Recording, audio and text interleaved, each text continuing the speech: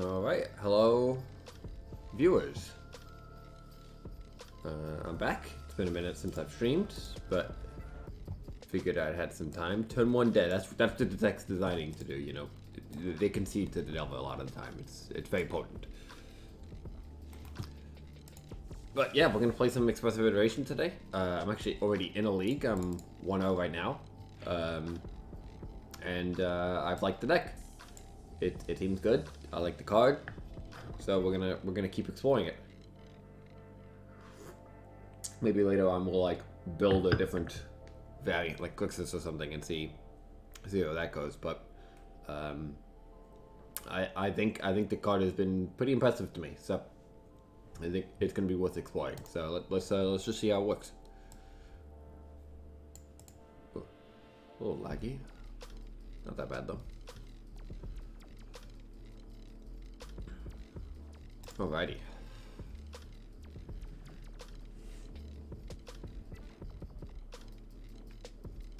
Yeah, that'd be an appropriate name for it. Yeah, I mean, these aren't the hands where it's like shining, but you really do want a threat. But this hand's pretty decent.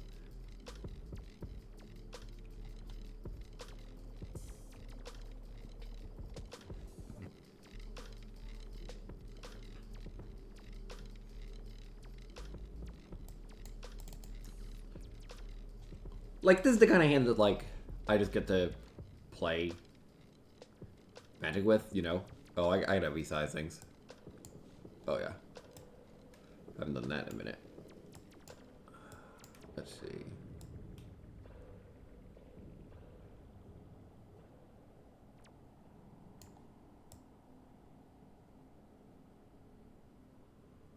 There we go. Yeah, this is the kind of hand that just like can't be oops. I mean, it's gonna struggle a little bit against like aggressive Delver starts, lands.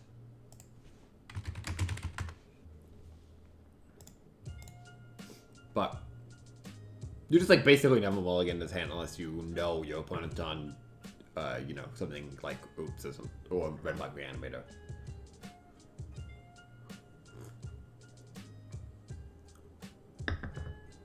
Of course, I would definitely mulligan this if they want red black reanimator, but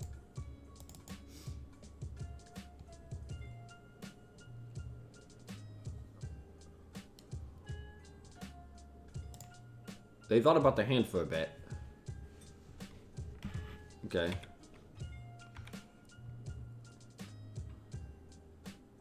It's a lot of land, but Brainstorm can fix that later.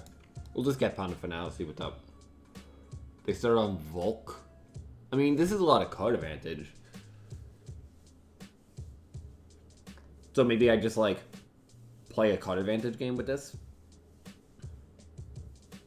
Keep the Force of Will. I mean, obviously, I want a threat, but, like, Volk Pass, like, if it's Delver, I really don't want this Force of Will. And if it's, like, Sneak and Show, I do. And the argument of Brainstorm can always get rid of something later isn't really meaningful because I'm going to be brainstorming away 2 lands in basically every circumstance. I think the Force is still worth keeping, though. Yeah, I think this is, like, okay. It's like, Force of Will at least does something against Delver. I mean, it just, like, always does something. It's, like, fine.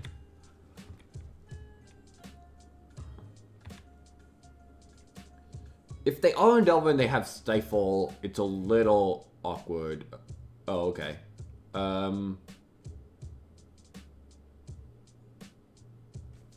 Yeah, this is worth forcing. I mean, I don't mind them, like, setting me back a little bit here. I'm pitching the iteration because I already have one, and this Brainstorm getting rid of lands. Yeah, this is pretty good, honestly. I think I'm supposed to... I know I'm not supposed to cast Expressive Iteration. The question is, do I Brainstorm? They don't have a Daze. The problem is I know I'm drawing a land.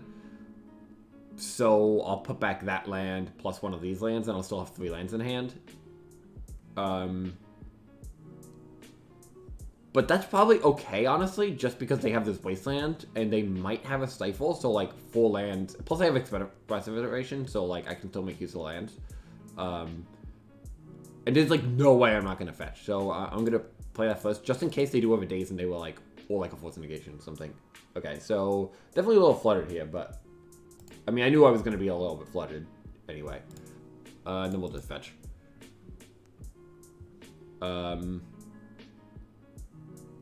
Yeah, I'll just get an island. Because then I can just get a mountain and we're going to be good to go. Yeah, that's part of the reason I didn't want to do that. Sure, that's fine.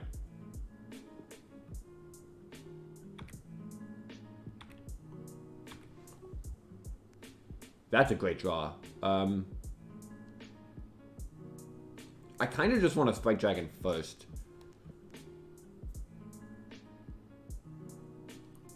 It's not like I'm realistically going to be able to protect it, and if they daze it, it's, like, ostensibly fine. I don't think they have a daze, though.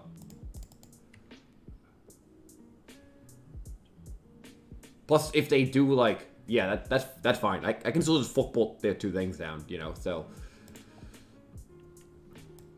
As long as they don't, like, draw Force of Will.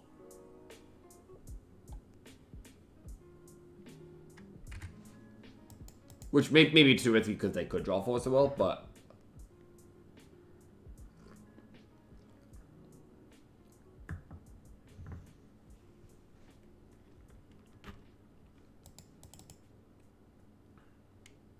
Our turn's certainly going to look a little bit awkward because I'm not going to cast this Expressive Iteration because I want to get more value out of it, and I also want to not play into days. Okay, that's kind of interesting. I don't think that changes much. I think I just go Folk Bolt here. I'm still not going to cast it as a cantrip, I think.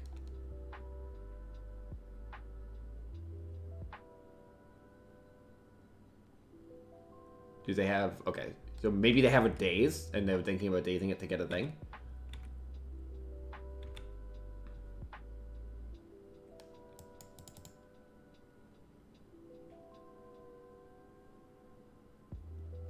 Okay, I mean, this is certainly beatable.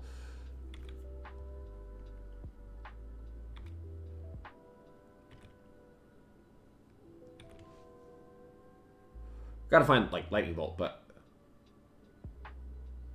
I'm gonna play this. They could Wasteland plus Daze, but I have the Daze too, so... Okay,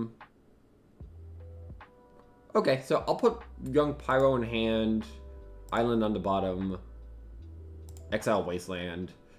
It sucks to kind of Wasteland in this situation, because I'm, like, falling behind, but... I kind of just need to find a Bolt. I'm not surprised that I'm in, like, a situation where I'm falling behind based on, like, what I had, you know?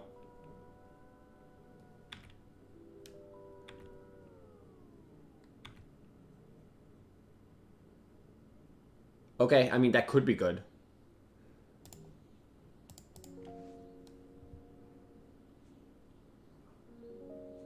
Okay, so let's go...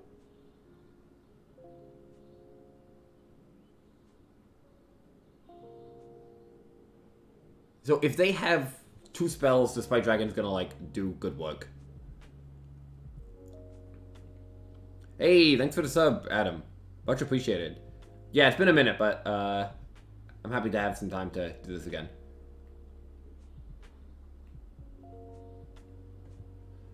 Like, if they have, like, Daze Bolt, right? Or something, like, anything to get 2 counters on the Spike Dragon, I probably can't win anymore. Well, and by that I mean I'm gonna lose.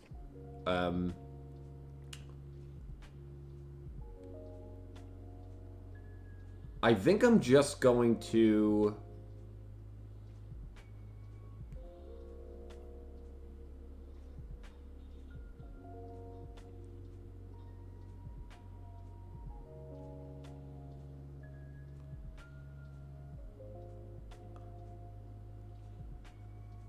So I don't think they have force. I think they have a daze. I'm pretty sure they have a daze.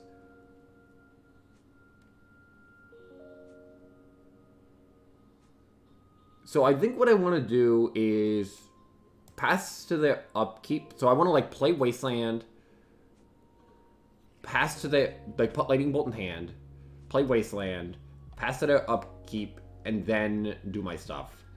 So I'll fetch with Wasteland up, so if they have Stifle plus Daze, I'm immune to that. As long as they don't have one more thing to do, I can kill the Spike Dragon for sure. Yeah, that seems reasonable. So, one in hand, one on bottom, exile one. Because I don't need an extra colored source here. I just need to...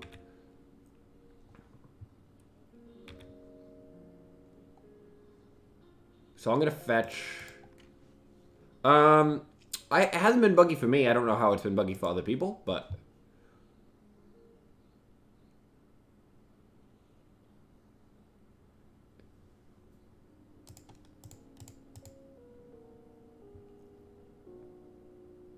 So as long as they don't have 3 spells. I mean, it's possible they have 3 spells they can cast, but...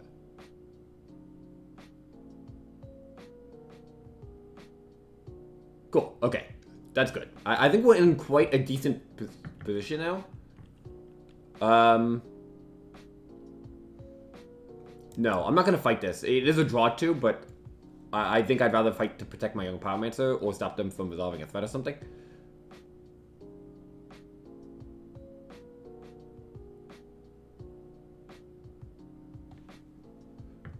It's also not guaranteed to draw 2. I mean, like, if they find a land, it's like, whatever. Forcive will enter the exile zone, and they're wasting that. Okay. So they just cast it as a cantrip. So let's draw, like, any blue card. That would be pretty good. We'll play that. Play Young Pyro.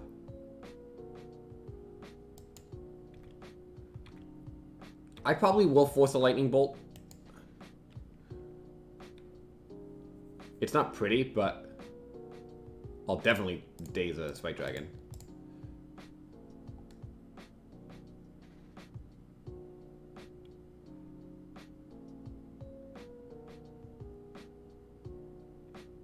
So they have a forcible. Okay, so I just need to find another bolt before I lose, basically. So they did have a force negation, that makes sense.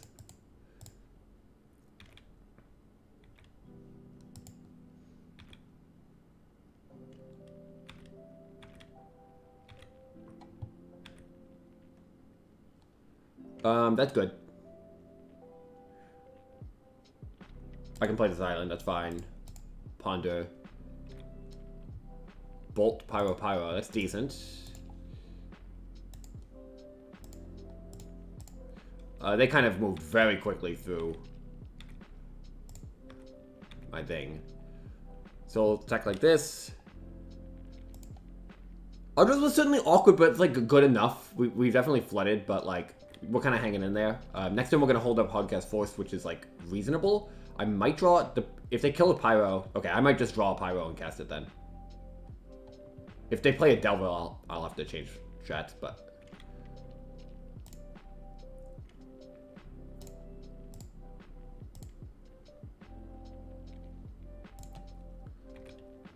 The fact that they cast Bolt on the Pyro at that stage means they probably didn't have 2 bolts. So I don't think they have another one. I don't know what they could have, though.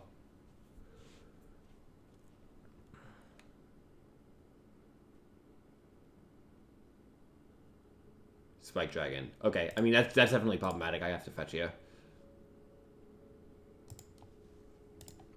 Okay, well, gotta find another bolt. Plenty of good draws for that.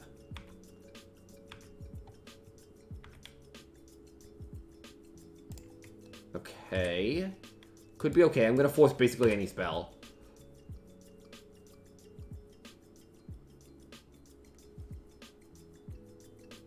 Yeah, we definitely fluttered a little bit, but, like, we did keep a land-heavy hand. I mean, obviously, we're, like, a lot of spells deep, but... Okay, so hopefully you don't have a daze. There's nothing I can really do about that. I thought they had a daze earlier, so I think they have a daze now, but...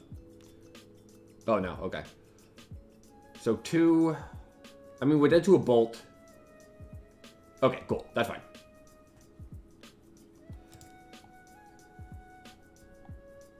Yeah, I think this hand, like, based on what we did on turn 1 and how we kept our hand, I think that was going to be a little bit cold to Delver. We kept the Force of Will.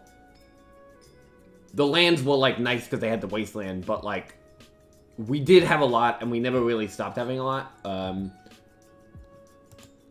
But, nevertheless, let's see.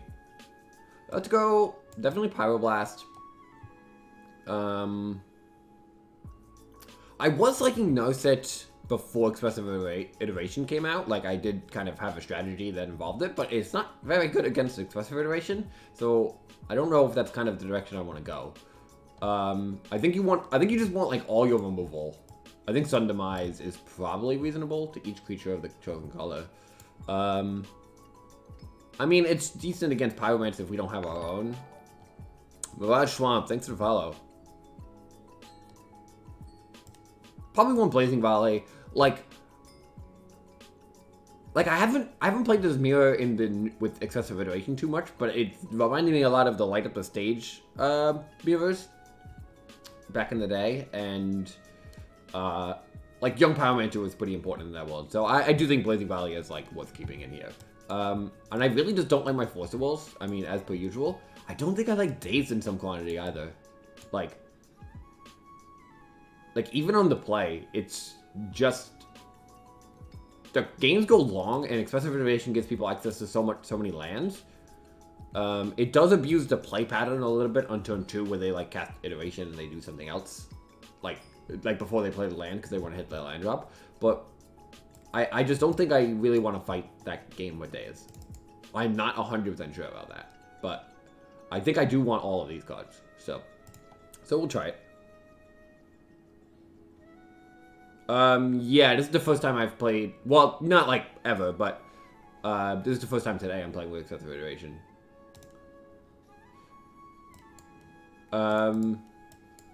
Yeah, this is decent. A little land heavy again, but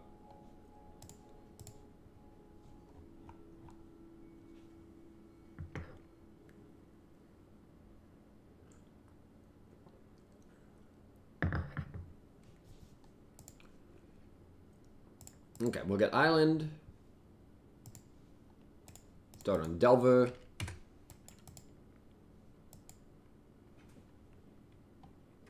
That's fine.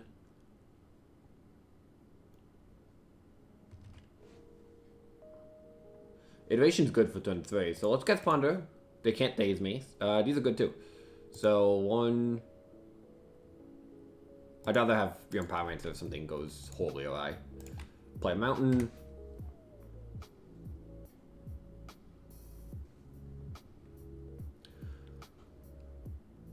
Wasteland. Oh, okay. So let's actually do this. Let's go Wasteland, play Pyromancer tapping this, and then Ponder, so I don't have to expose Wooded Foothills yet. Although, that doesn't matter too much if they just, like, Wasteland me. It actually just doesn't matter that much. But, like, I don't care about this Wasteland. Yeah, I'm just gonna do this. This is probably gonna get bolted, but I'll get a token.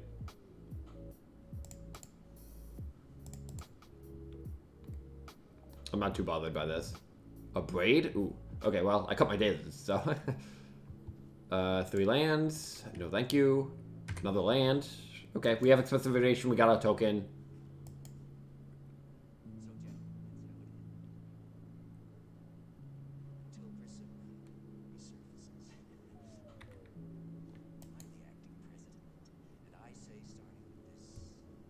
Trop. Okay, so they're playing green. I see. That's fine. Definitely. Oh man, a lot of lands though. Well, we gotta cast Iteration here.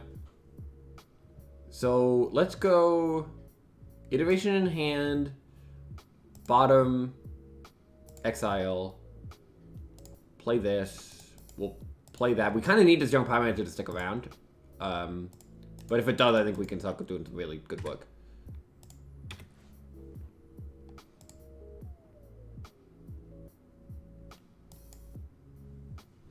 I think I'd rather be on the Expressive Iteration side than the closest side, like, if I'm going to draw, like, too many of a card. That being said, if they just, like, have another removal for Young Pyromancer, I don't know, it's going to get rough.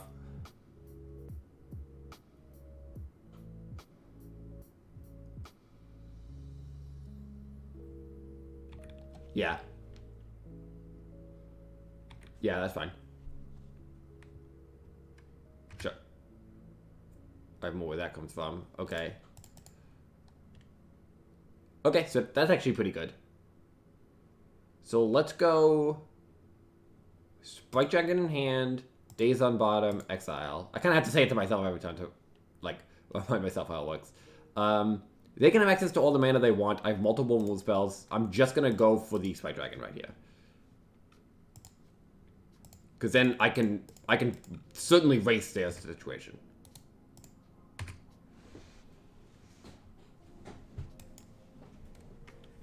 They've had 3 removal, but it's not unreasonable that they have more removal. There's definitely a lot of it. No transforms, that's good.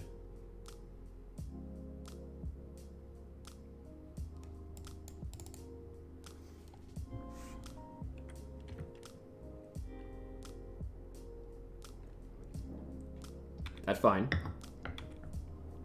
I'm going to go for the greedy line, and I'm going to Folk Bolt 1/1. I just don't think they have a Daze in hand.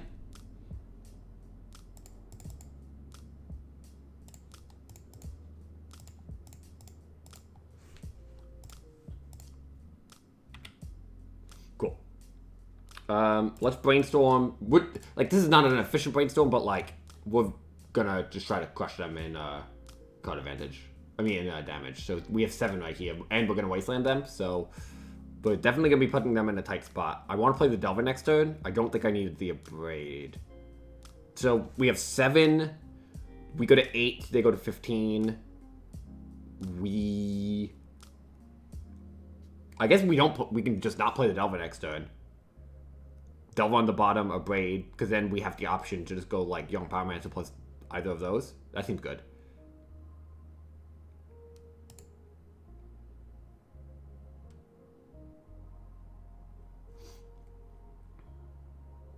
Yeah, that seems good.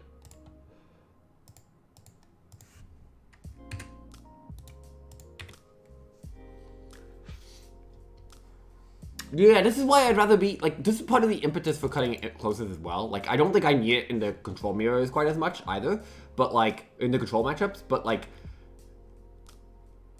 I just don't think it's quite as necessary. Power Blast, sure. I don't think it's quite as necessary anymore.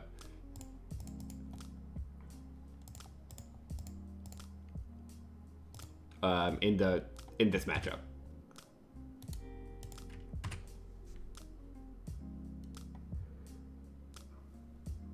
So they go up to 9, 1, 2, 4, 5, 6, 7, 8. So I'm 1 short. So I can play Delver and Abrade it and kill them.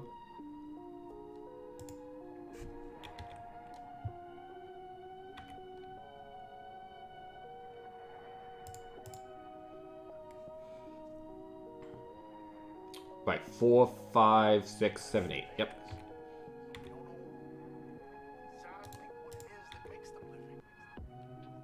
See what they do.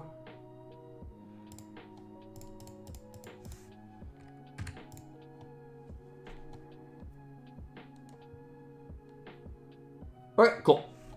Yeah, that was pretty good. But they definitely drew like a decent number of lands, and they had a lot of good removal. But I think you can definitely just power through closest with a setup like this. Like I'm sure I'm sure they're just playing like Kenta's list that he did well in the showcase open with, but in the showcase with. Yeah, oh yeah, I guess it's probably better to. Well, I'm a little concerned if they have like Lightning Bolt if I Abrade the dragon. I mean, based on how they sequence their things, I mean, they probably don't, but, like... And I guess I wouldn't have lethal anyway, but I really want to keep my dragon alive, so... I guess that's fair. I just don't care about the Delver at all.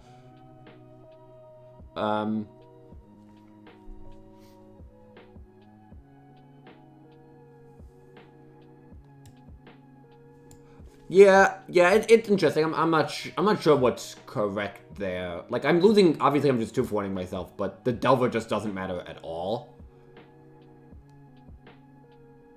Really? Yeah, whatever. It's certainly an interesting thought. Do I want more dazes?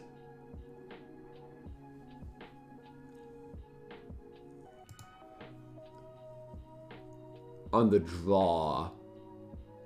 I mean, obviously it gets worse on the draw, but now I'm seeing that they have Clothis. So maybe I want another daze. And I could cut something like Sudden Demise, which is certainly a little awkward.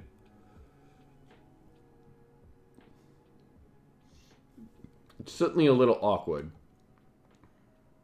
But it really does help in those situations. And there aren't many other cards. I mean, I guess Pyroblast answers Spike Dragon.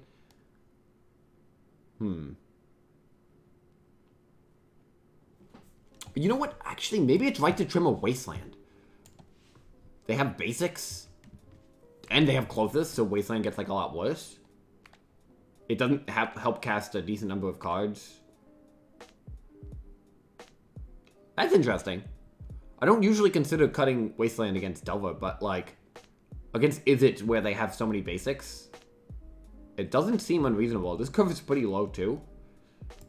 I'm gonna try it. It might seem a little wild, and maybe it is. Maybe it's just, like, too off base, but I think it preserves a lot of good spells in my deck. And 18 lands, like, I should be okay. Obviously, I might just get punished, but I don't mind that too much.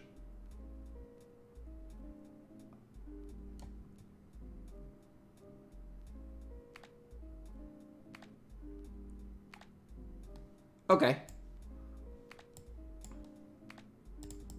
I don't love this hand, but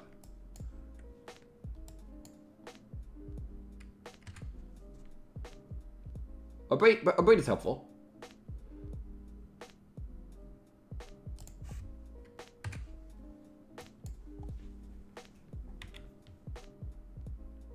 Yeah, that's true. Expressive Iteration, sure.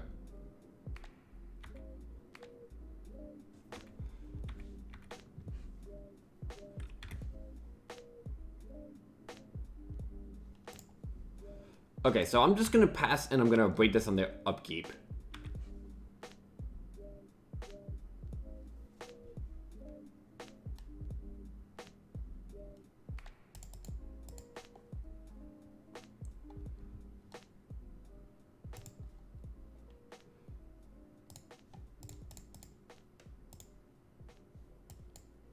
Because I don't mind that getting dazed. I don't want to lose to, like, the early aggro. I'm probably going to be facing down an Expressive Iteration here.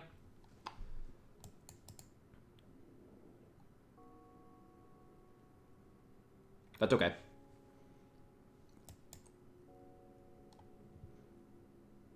I'm going to wait a little bit to cast mine.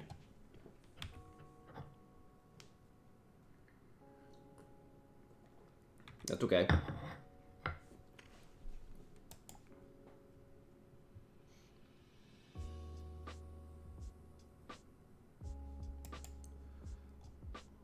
I have Sudden Demise to, like, clean things up a little bit here.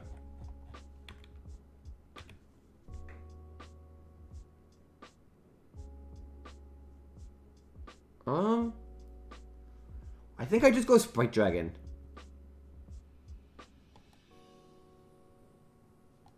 Yeah, I like going Spike Dragon here.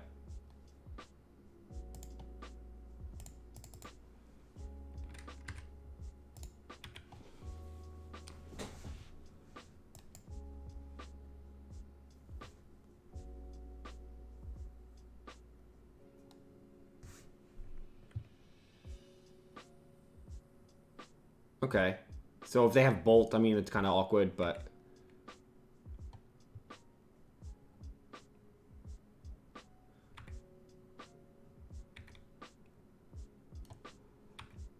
My setup is definitely a little awkward here. Because I can sudden demise that, but it's like... I have to do it for a decent amount of mana. That's not bad.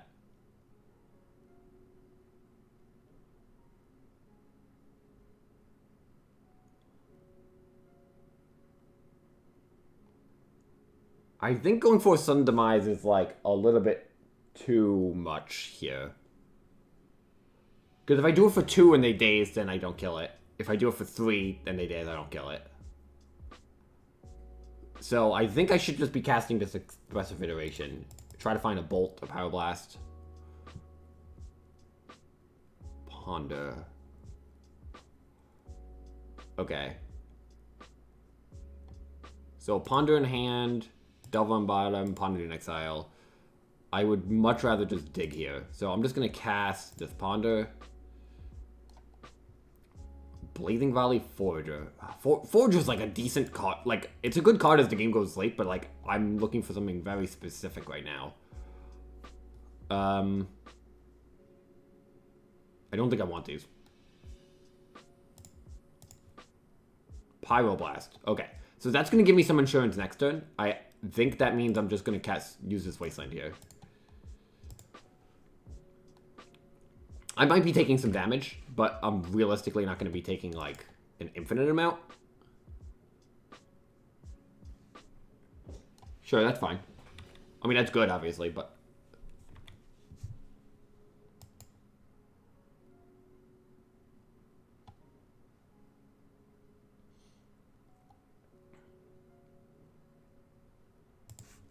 Excelling a Brainstorm, I don't mind that. Okay, so their draw is awkward. For sure. I need them to not force it with my Pyroblast, but...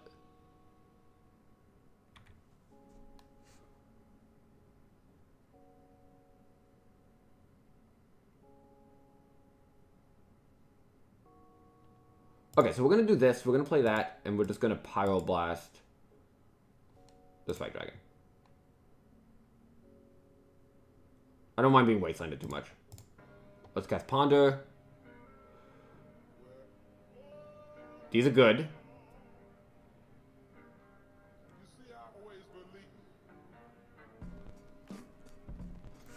So if they do set up a Clothis here, it's awkward. I'd rather Young Pyromancer to be my like final threat here. So let's just set it up like this.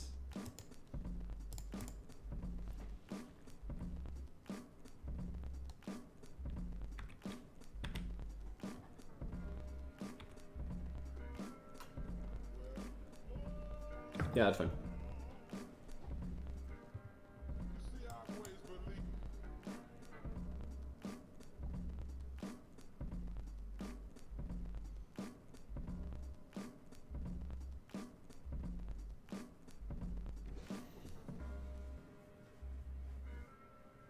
Okay.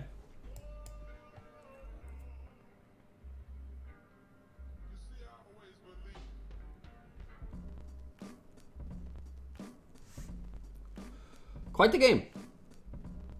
A lot of back and forth.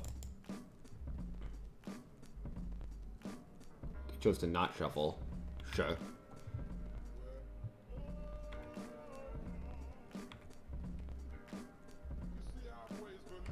I'll just pass. I don't think I need to play my land here.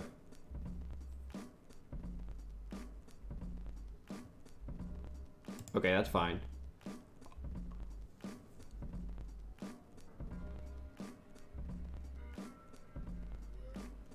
I might just wait on the Pyromancer until I can get a token, but I don't want to give them too long. I might just daze any removal they cast on it, honestly. Maybe that's the play. Okay, well. Yeah, that's fine.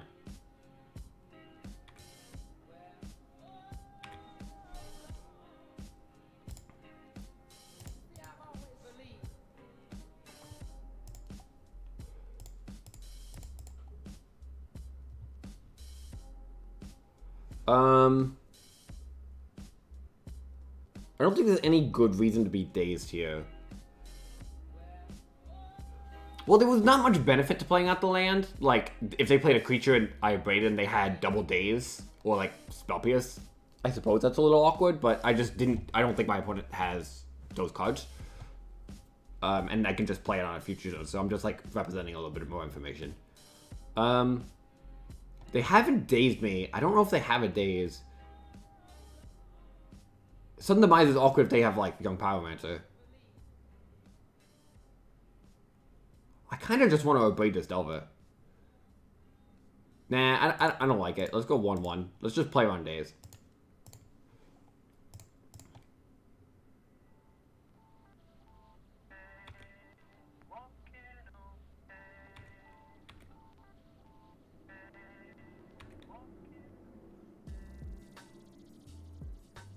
Okay, well, they didn't have a bolt and a turn, so that's a decent sign.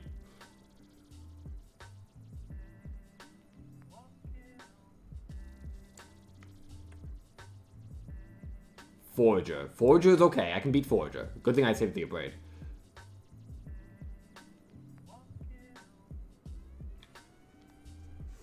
Yeah. Blazing Volley. Okay, well, there's nothing I can do about that. That's fine. Okay.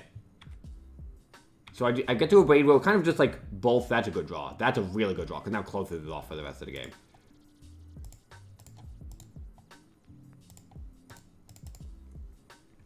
Okay, well, we're kind of down to nothing.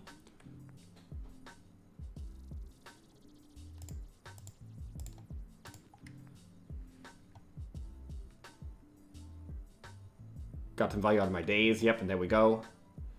Okay, well, hopefully I can draw something nice here at some point. I'll play this. I don't need to draw too much, because I do still have an answer for one thing.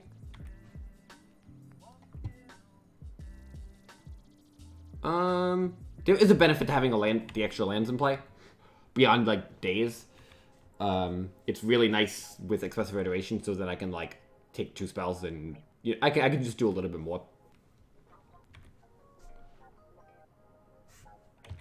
Lots of removal.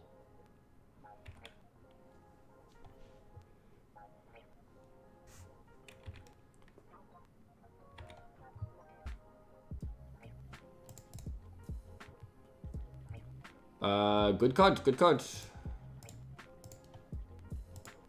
I can't actually get the Spike Dragon out of like Lightning Bolt range, so I'm just gonna play an attack. Everything's just gonna trade with things now. Hey, thanks for the follow, Snip. Sneep.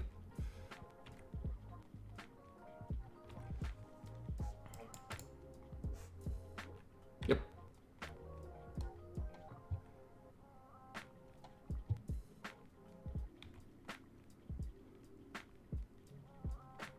Hey, Min. Yeah, I signed up for the Legacy Pit tournament.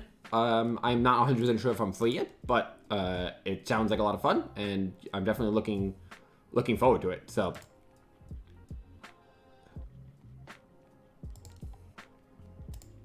it'll be good. How about you? Are you gonna battle in those? Any of those?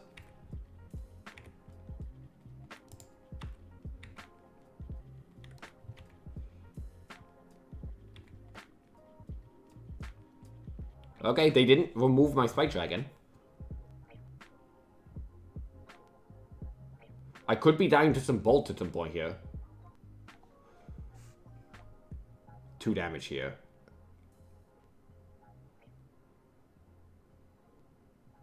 Okay, there's nothing I can do.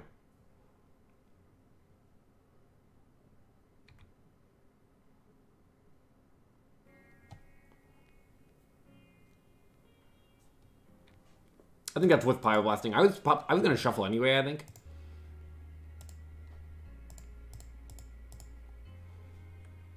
So they definitely don't have day. I mean, obviously not, but like. Okay, that's good. I'm just drawing some Spike Dragons now.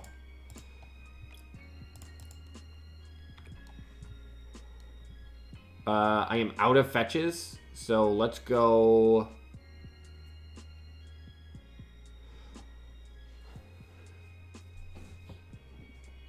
So maybe I should have waited on this because I was out of thing. Oh, nice. Awesome. So I could keep the threat because the threats are good, or I could keep the days to play around like a Folkbolt, but I don't think so. I think I just want the Delver. So 1 in hand, 1 on bottom, I'll put days and I'll exile this. I will play it, just I'm never gonna use it. It's at least a shuffle for the Delver.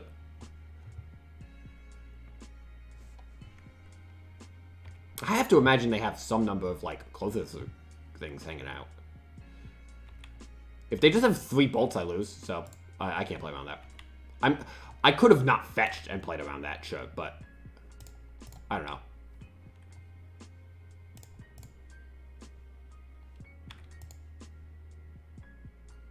Okay, they didn't have 3 bolts.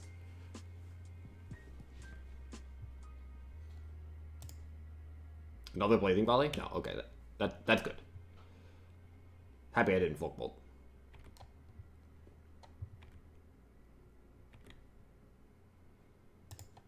I think 8 should be fine. I don't think there's a big difference.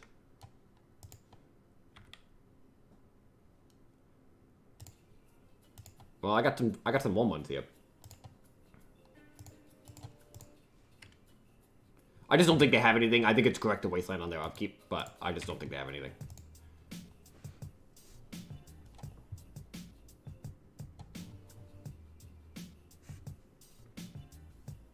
Yeah. They can't possibly have a cantrip, so I'm just going to Folkbolt 1/1.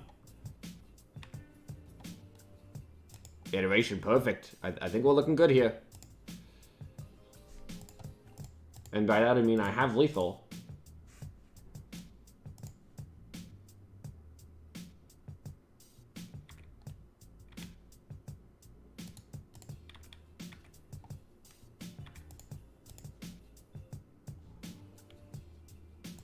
Wow, nice.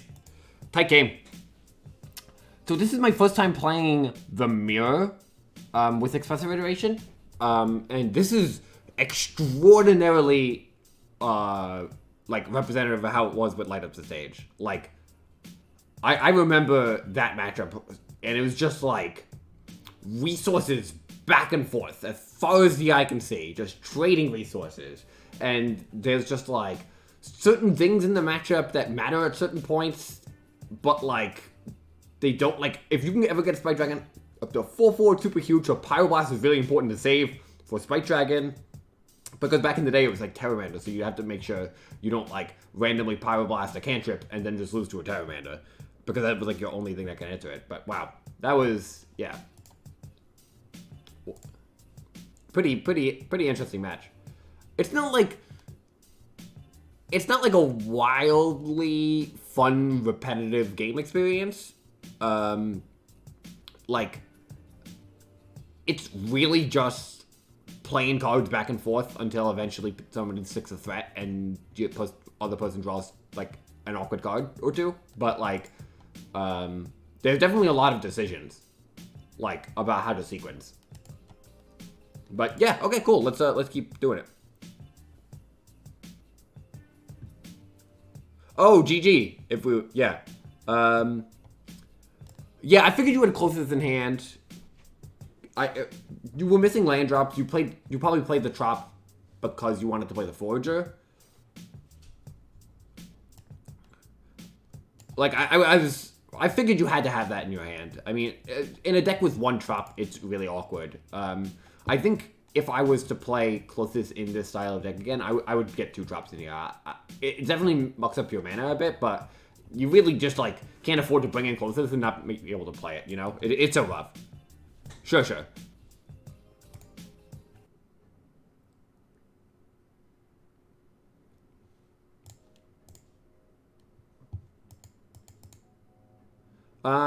Yeah, just fine.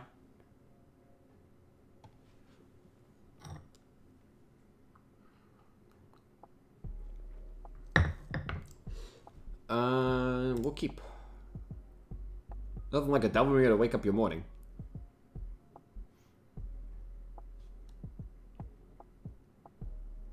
I was gonna say against Delver, I'm not sure if I love this hand, but against a Chromox deck, I do probably love this hand.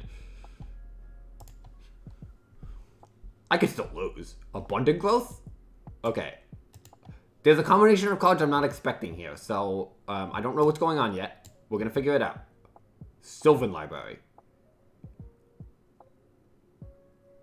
I'm just gonna force that. I guess this is maybe Sneak and Show or something. I don't have a lot of pressure. Oh, it's a 3-drop fair deck?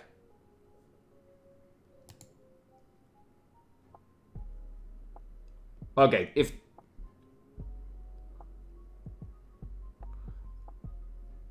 Oh, okay. I'm almost 100% sure I'm supposed to force this. And knowing it's fair and not unfair, I think I'm just going to... Oh, Lord. I'm just going to force a will, force a negation pitching, force a will.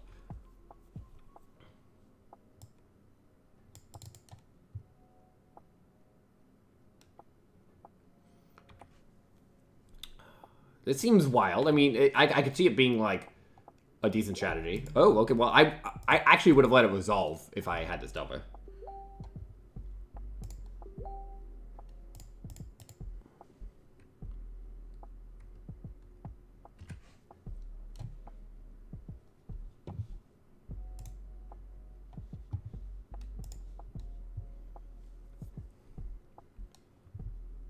Sure. Yeah, so I'm playing against a bunch of cards I've never actually played against. I've never played against Iteration before, and I never played against Abundant Harvest, so...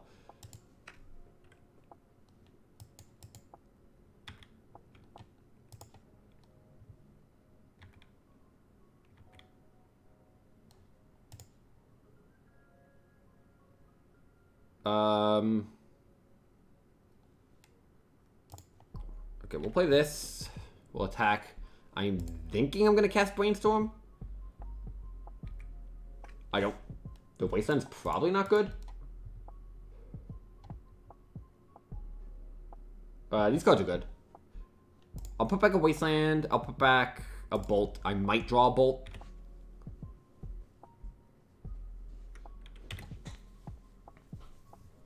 Might not.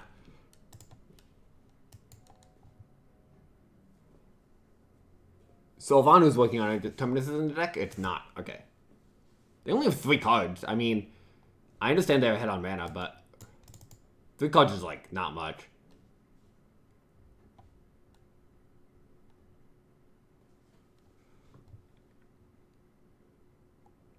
Sure.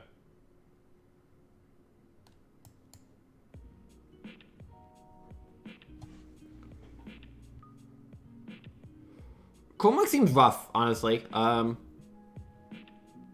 Like, I understand. I guess the idea is, like, Abundant Harvest can be pitched to Chromax because then it's, like, an actual land, and you have a lot of 3-drops, so you really want to accelerate to them, and those 3-drops recoup value, so, like, you're kind of offsetting it. So, like, Uro is just, like, you know, just ramping to Uro is just super broken, right? So... Certainly an interesting thought.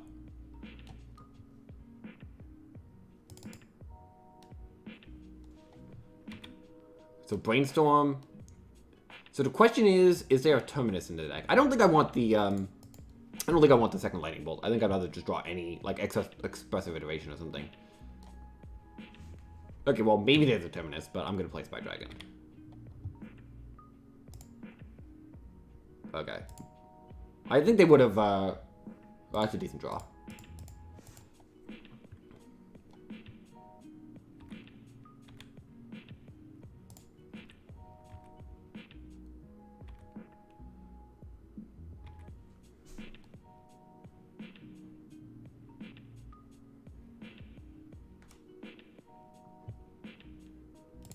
Definitely dazing this.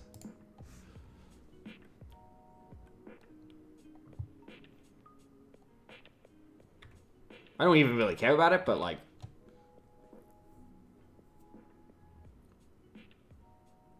Okay.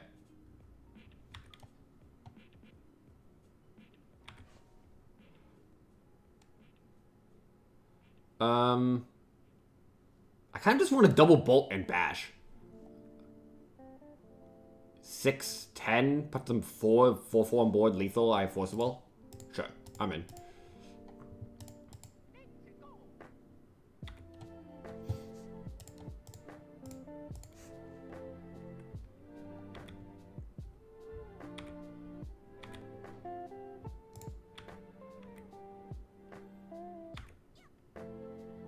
Because now if they fetch, play Uro, and force to protect it, they're dead. Because I can force back and he'll go to... oh no, I guess they'll survive a little bit, but...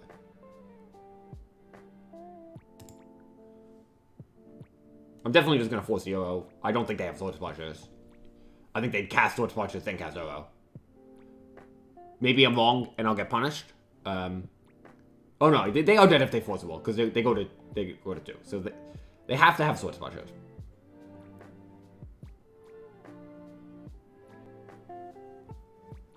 And I could just, like, let this resolve and then try to ponder into a thing, but... Yep. So now they have to draw Sword Splashers. If they do, sure. They already used one.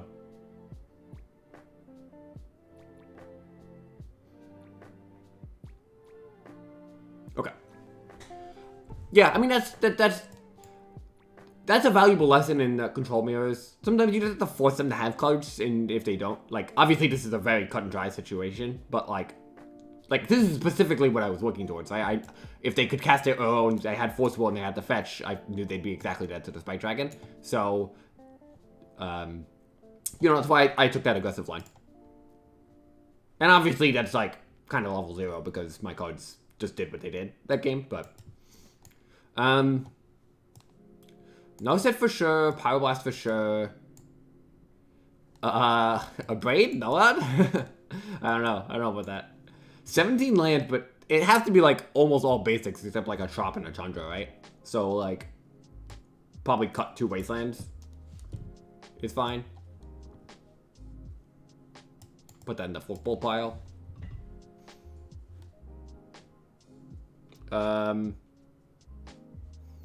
Days against Chromox is also kind of rough.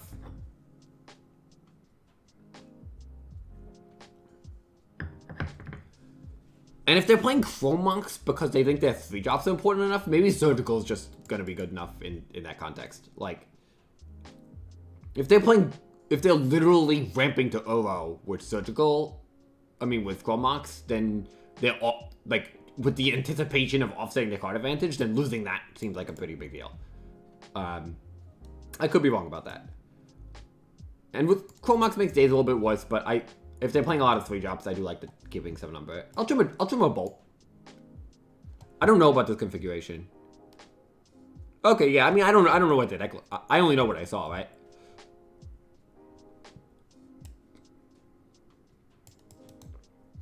But I think based on what I saw, like, I think this is kind of reasonable. They're gonna leave in Chromox against Delver, right? That's like... This seems reasonable. I don't know.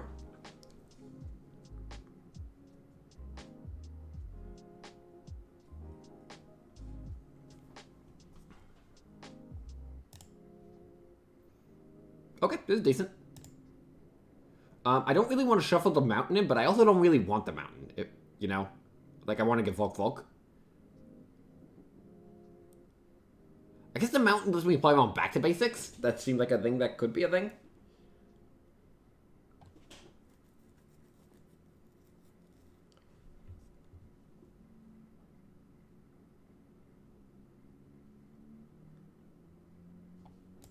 I think this is fine. Because I can still get the mountain if I want to. I just didn't really want to shuffle back in.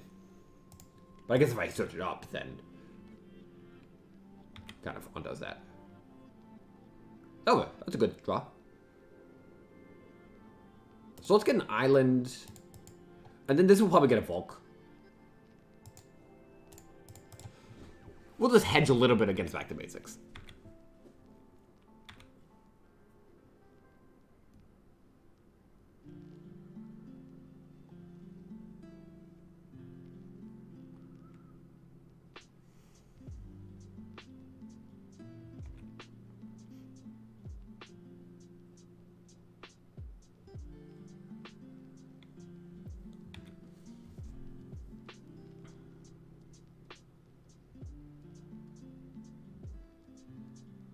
I generally let Sylvan's resolve. Maybe that's just, you know, a flaw in my game plan. But, like, this hand's aggressive enough, I'd rather just try to protect my stuff.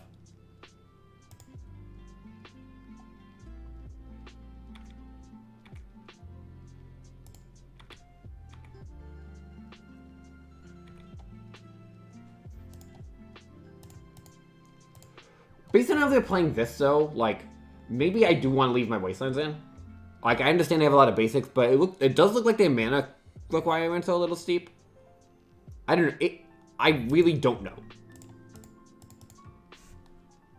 So, we'll be thinking about that. They can't pay too much life with the Sylvan. So, like, card selection is, like, something. They might be able to play 4 here if they have a good enough way to manage the board.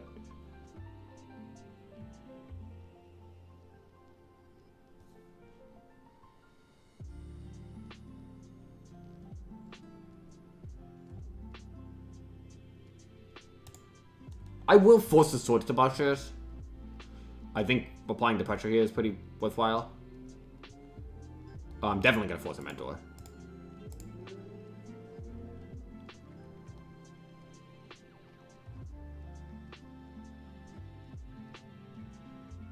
Yeah, that's fine. As long as they don't have another Forcible. Oh, I guess they have Chromox, sure. That's not even that big of a deal, honestly. So they're just playing it for a token.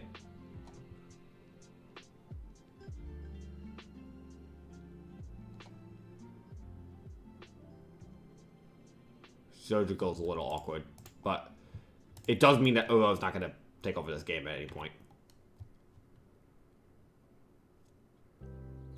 You know, some of these cards look good, but not enough of them for me.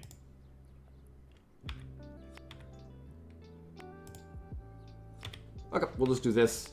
They only have 1 card in hand. I'm probably playing Destroy Power Man's next turn. I'm not sure, though.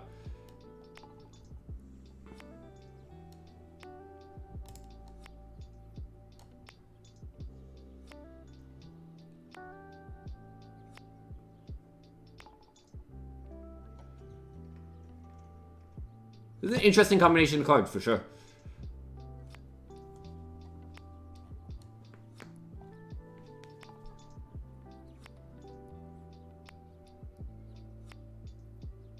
I've been so hard to loop. Obviously, like, Sword Splashes is kind of rough for me.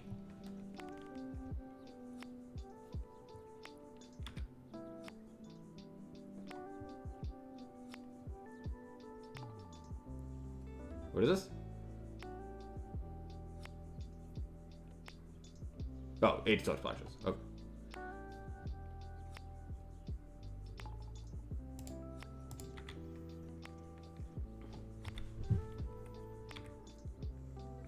So I need to find, like, Expressive Iteration pretty quickly. Days is not bad. Okay, so I'm just gonna play this. I mean, obviously, if they, like, Terminus and then, like, it's kind of a 2 for 2, but I lose my board. And Monasay, like, that's all good. And Monasay Mentor can just straight up keep up with Young Pyromancer. Like, double Young Pyromancer, but it's a little bit more difficult these days without, like, top. So, we'll see. I mean, I don't know. If they just, like, cast Uro at any point, I think I'm looking good here.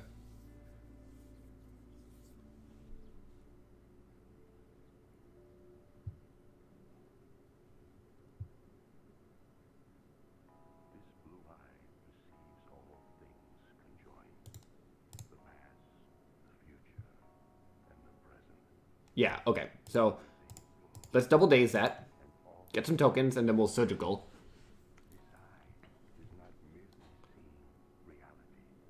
I don't want them to gain life. I don't want them to see more cards. I can't fathom Daze doing that much more for me.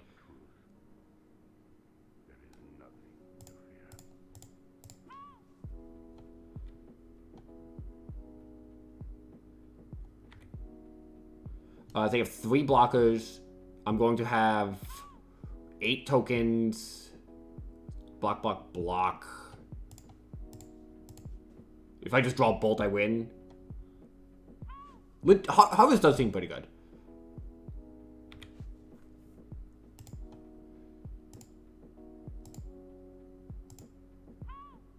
Days Undoing, Hull Breacher. So it just has everything. 4 Chrome Box, yep. Cool. Okay. Let's just draw a cantrip or a bolt or something.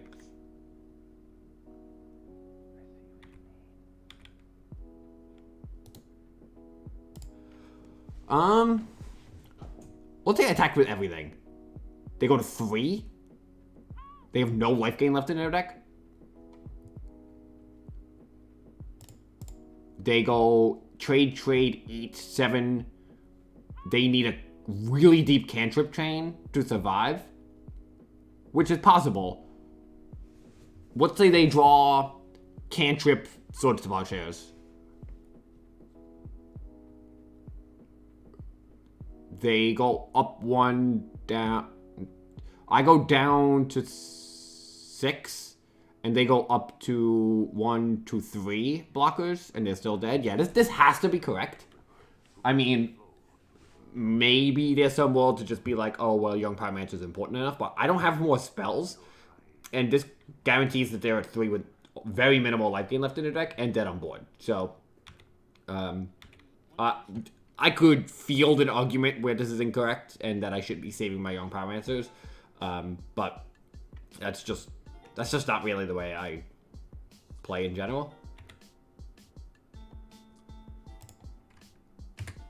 Like, keeping your Pyromancers makes this days a lot more meaningful, because now it's 2 more tokens, but I don't know, it would have just blocked 3, they'd be at 6.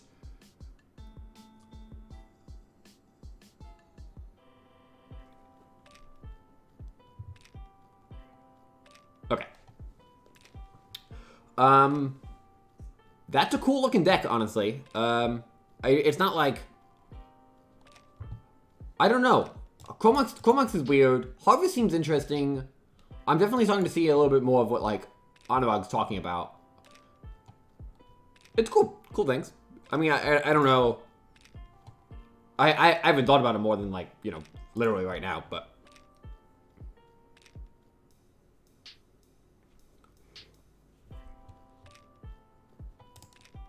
Yeah, like, that's the kind of card that's, like, it's like, okay, actually, like, people are just generally not going to fight over it. I wonder if, like, there becomes merit to fighting over it, because it is really important. I mean, like, but fighting, what does, quote-unquote, fighting over it mean, right? Like, you know, nobody was forced to willing Astrolabes, and nobody started playing Spell Pierce to counter Astrolabes. So, like, you know, that's pretty much the same principle here. But nevertheless, we'll keep battling with 3-0. So let's keep going.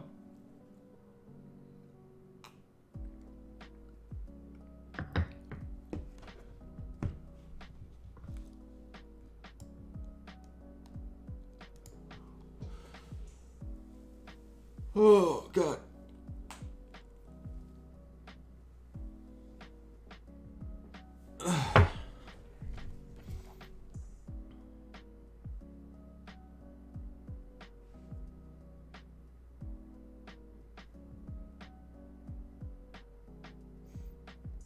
Hope everyone's having a good time. So forced to harvest in the mirror. Yeah, I mean, when your deck comes down to relying on cards for mana, like, they're cards that can be interacted with for mana, you know, there is the point where people can just be doing that. Well, Expressive Iteration and Preordain are kind of different, like, just because, like, mostly because of the mana cost. Like, I think Expressive Iteration, it's a little awkward in some, like, combo matchups and stuff like that, but in any matchup that cares about grinding, it's a pretty potent card. Preordain's a lot leaner, but if you're gonna, like, grind with people, it's, like, really rough to not have that 2-for-1 when they do.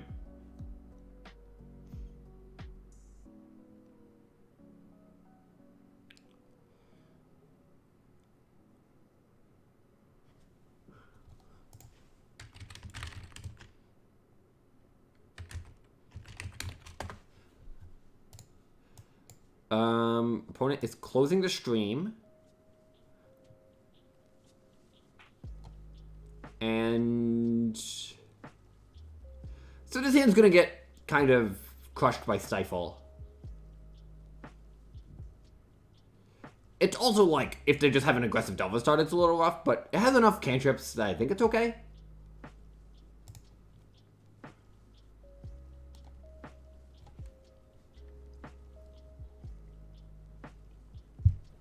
I don't know. I'm expecting a mirror if my opponent's watching the stream. Maybe that's just not true, but... Okay, this could be a problem. I think I might actually just Wasteland my opponent. That probably means there's no Wasteland, so I can get Volcanic Island a little bit more freely.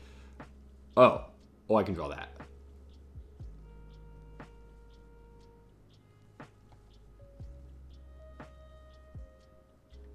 I actually think I'm still going to Wasteland. Monastery Swifty is not that much pressure.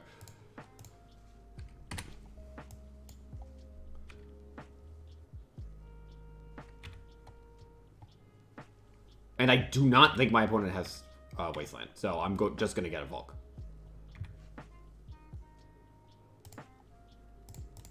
And if they force, they get a Powers trigger, but I want to play on Force Negation. Okay, we're no longer under pressure. Let's cast Ponder. Let's just find some lands at this stage. Good. These are great cards. So we're going to put Flutterstrand, Forkbolt Island. No. Because I'm probably going to cast Expressive Iteration next turn, but I can always just cast this Brainstorm end of turn, which I might do just to use all my mana. Yeah, I'm actually just going to do that. So put back these.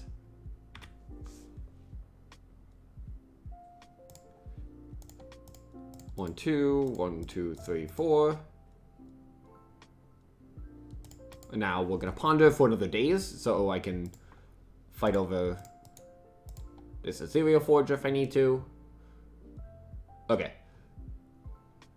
Yeah, I mean, that just happens.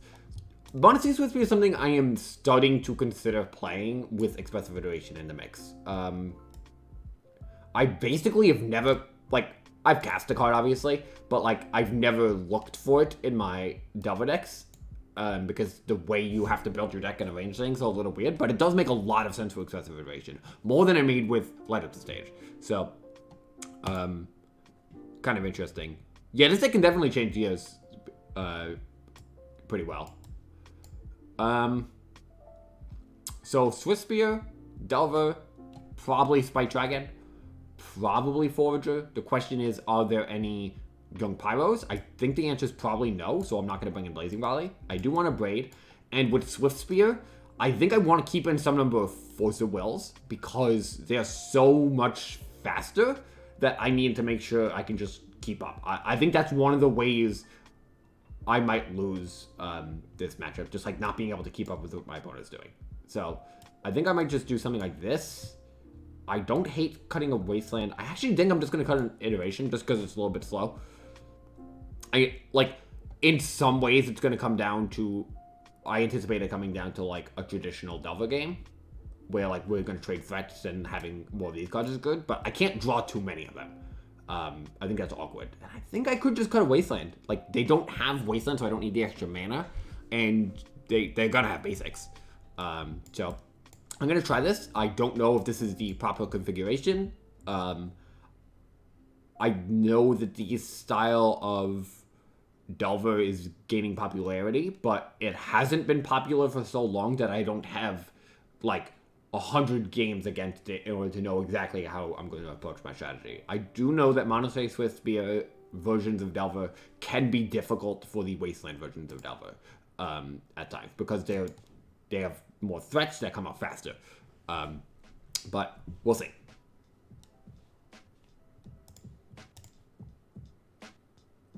That being said, this is a decent hand. Has the ability to stop them early, which I like. If they just cantrip on turn 1, leading on Delver is nice.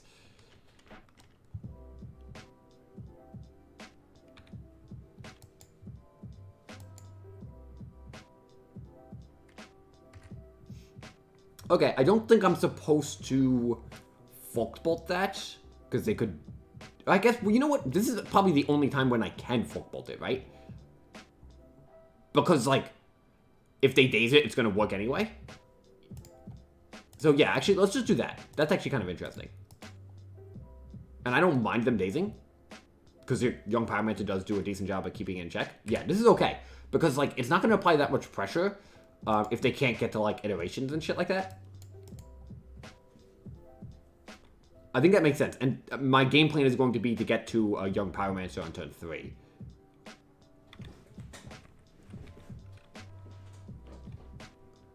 So they have Vulcan hand. We drew a Bolt. Perfect. I actually think... I'm more concerned with Spike Dragon than I am with Swift Spear. So I think I'm going to hold the Bolt and go for a Ponder Delver this turn. Let's shuffle first, which I don't do often, but I think it's okay here. We'll get a Volk. I don't think they're going to bring in Price of Progress against me. And then let's go... Yeah, let's go Delver and then Ponder. Because if they're going to day something, I guess I'd rather it be the Ponder.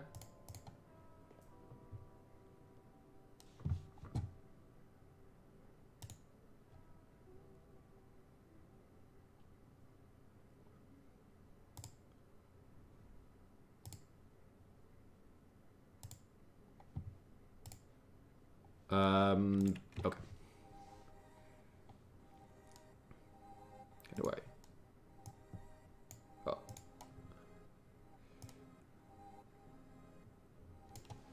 So I know they have a Vulcan hand. I like all these cards.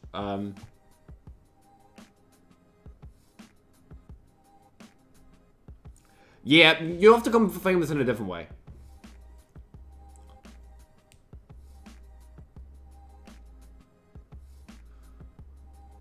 Huh.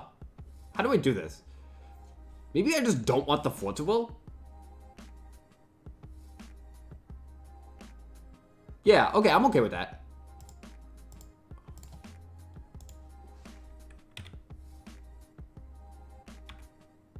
Oh. It's gonna work because I instinctively did it correctly, but I didn't think about having a Delver in play. It's gonna flip. Because all I had to do was draw the Scalding Taunt for it to transform, but... That's funny.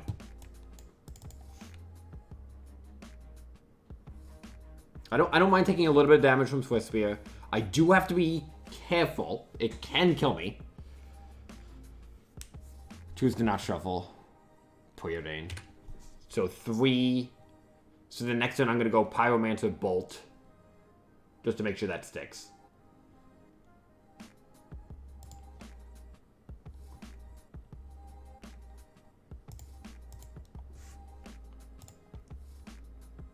I don't think I want to Forked Bolt. Although maybe I do. No, I think just like... No, you know what? It's the same thing.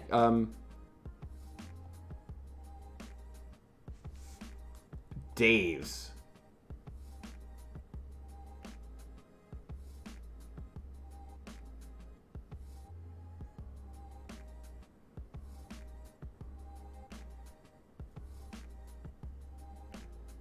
I mean, I am going to be able to kill this Swift Spear. And it looks like they're shaping up for, like, a way to not get me a token. And they're just, like, max out on damage. I have to be concerned with, like, a Bolt Fire Blast kind of situation here. But...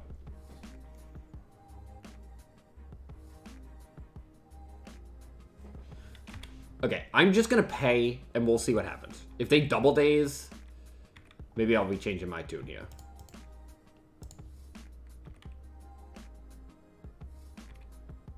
I think I'm going to attack as well. I just think it's kind of unrealistic that I'd be able to do anything with this Swift Spear. I could see losing with this whole line I've taken here. But... because maybe I take a little bit too much damage. If they go Bolt, Bolt, Fire Blast, I lose. I'm not playing about that. If they have Bolt, Bolt, Fire Blast, they got me. Okay, they do not have that for my face, at least.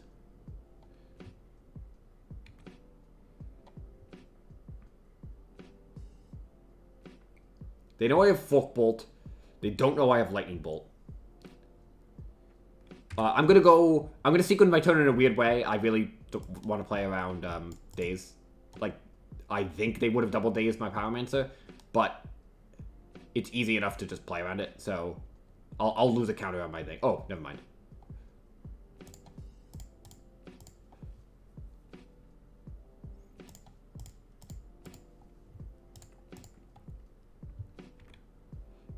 Drawing Days made that pretty easy, but we're not quite out of the woods. Just because this is like the burn heavy version of the deck, so yeah. I am gonna have Forager as a pretty solid backup here.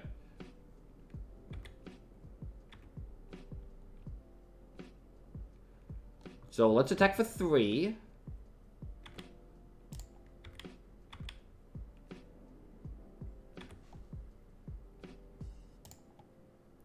Then let's play Folkbolt 1/1. This plays around Spell Pierce. Although we have days for that, so I would certainly do that.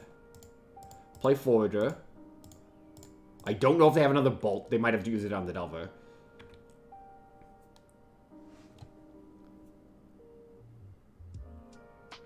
Lethal on board.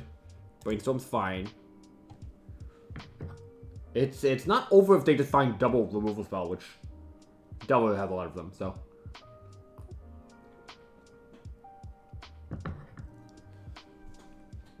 They've conceded. Okay. Certainly interesting. That's the problem with Swiftspear. Like, it does make, you know, as I said, Bolt, Fire Blast. It does make Bolt, Fire Blast, like, really scary.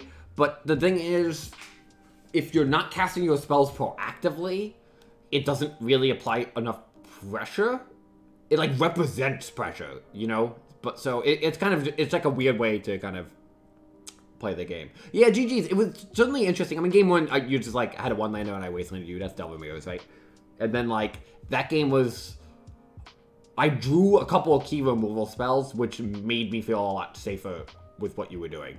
But, yeah, Basic Storms. These definitely feel like the Terramander, like the other Blue-Red Mirror I played really just felt exactly like that light up the stage Terramander kind of matchup, which is cool. I mean, I think Delver is reaching the point where it's like a little bit too much. Like, I mean, we're seeing Delver's always been really highly.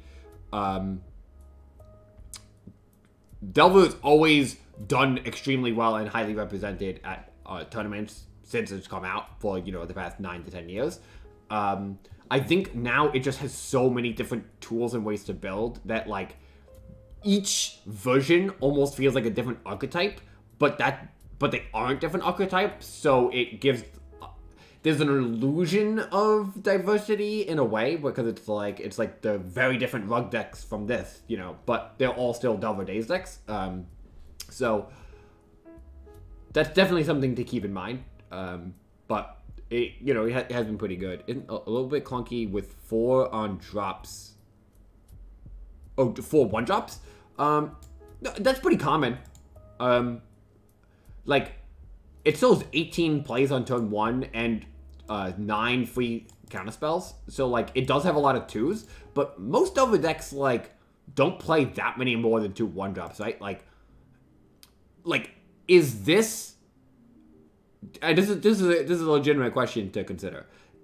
Is this deck more or less clunky than a teamer deck that plays 2 Hexdrinker in addition, but plays 3 Uro? You know, like, that has more 1-drops, so it's leaner, but it's definitely more clunky, right? So, I think the relative execution of this deck is pretty lean. Like, obviously, having a lot of 4-drops can make some things awkward. If Spike Dragon was 1 mana, then, you know, it'd be certainly less awkward. But even if we were playing Monastery Swiftspear, in addition to Delver, let's say we're doing that, it still actually doesn't change the clunkiness in a very bizarre way, because you're playing cards like Expressive Iteration in that deck still, and Expressive Iteration you really want to play on turn 3. Like, it's kind of like functionally a 3-drop, because you want to make sure you get 2 cards off of it. So it's not actually like making a turn 1 Monastery Swiftspear, turn 2 Expressive Iteration less clunky, because now it's like turn 1 Swiftspear, turn 2 kind of do whatever, turn 3 Iteration, and that's still definitely a little clunky. But I think mostly it's pretty good. Like, Spike Dragon and Young Power Man, like, Young Power Man's a little clunky, but Spike Dragon isn't that clunky. Plus, it gets pitched to Force Will, so.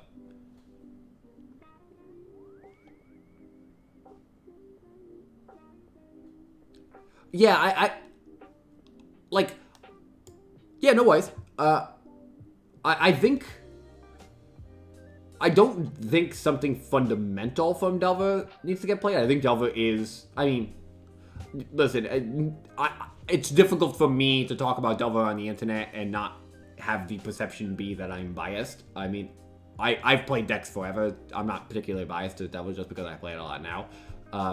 I don't think something fundamental from Delver needs to be changed.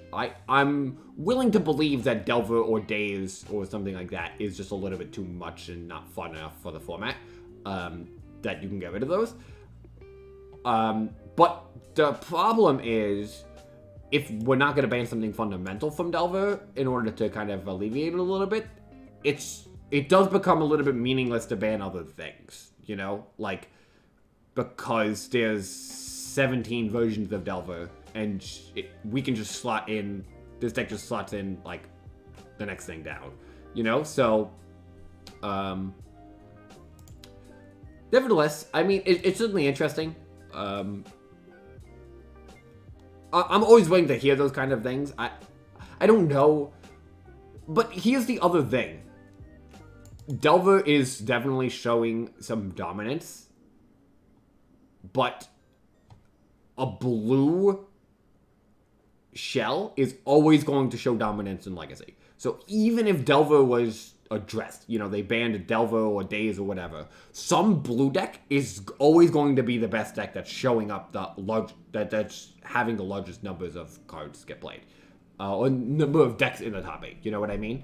So, like, I think there is certainly something to be said that people think, oh, Delver's showing, you know, so many Delver decks, half the top 8, you know, is Delver, half the top 16 is Delver. Delver's, like, you know, way too represented. But once you address that issue, if that's something they wanted to do in the future, you know, the next blue deck is going to kind of take that spot, and it's not going to be necessarily more fun for that group of people. So, you know, it's neither here nor there. It's not an easy problem. If it's a problem, it's not an easy problem to address. I'm not 100% sure it is a problem. I think Delver is generally good for Legacy. It keeps some wacky stuff in check, and I think that's important. I'm willing to think, I'm willing to be convinced that other people think otherwise, but I don't think that's going to affect my opinion on the matter. I think I really like that this kind of deck exists. I like that Splinter Twin existed in Modern when it did, but nevertheless, I mean, that's a fundamental question to ask. I think Daze is an interesting card. I think when people lose to Daze, they don't find it very interesting, but I think there's a lot of things that Daze does that is very, you know, pretty interesting. I haven't looked at all this text, but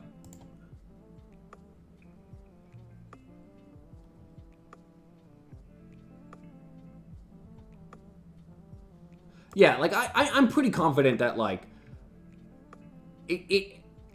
the closest parallel is really Splinter Twin, right? In Modern, like that was policing that format in a really effective way, and like I think the power of that format expanded really, really substantially after that. So there was another issue going on. We can't just directly correlate it, like one-to-one, because Modern changed after that kind of fundamentally, because that's around the time Eldrazi started happening and things kind of went off the rails.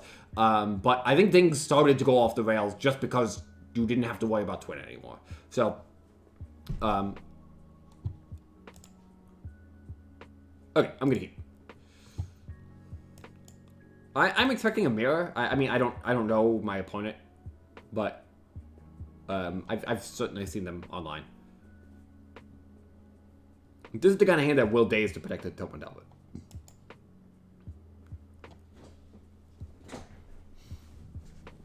It's an interesting conversation, and these are the kind of situations with a lot of nuance that it's always important to understand where the person who's, engaging in the healthy debate with you is coming from. If their fundamental premise is different than the fundamental premise I'm suggesting, like if they want Legacy to be something beyond what I think Legacy is, then we'll never agree, and it's really important to just accept that's fine. If they're like, Legacy should be a place where you play wacky stuff, sure, if you want to think that is a valid stance. That's not what I think, and that's fair. Okay, so this is clearly not Delver. We'll just daze. I mean, I kind of like dealing 2 damage, but I want to preserve my 4 as well.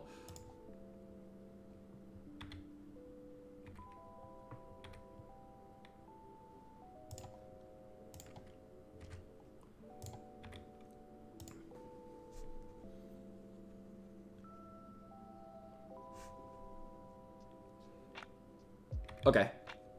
So I could get punished a little bit, but I want to get the Scry. So, like, if I draw a 2-drop, it's a little awkward. Daze. I'll keep that. No, I won't keep that. I don't think Daze is good enough. Forager. Yeah, so I certainly got punished.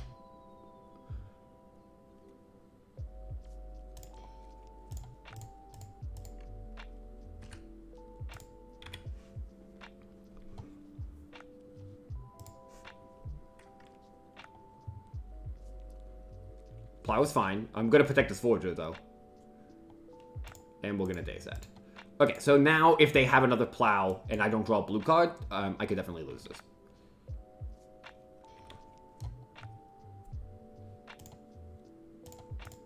But I'm still going to commit. Because they have to have removal for this, basically, right now.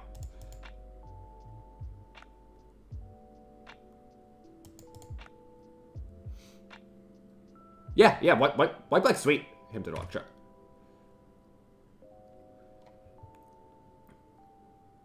This is kind of like a beloved Legacy thing, right?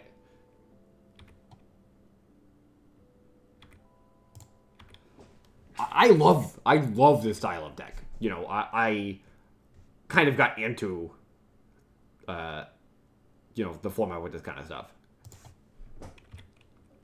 I certainly wish this stuff was, like, a little bit better than it is most of the time. We'll play Delver. We self-daze. We'll transform off Ponder. I mean, they rolled to 5, so I could definitely see losing this matchup, though, for sure.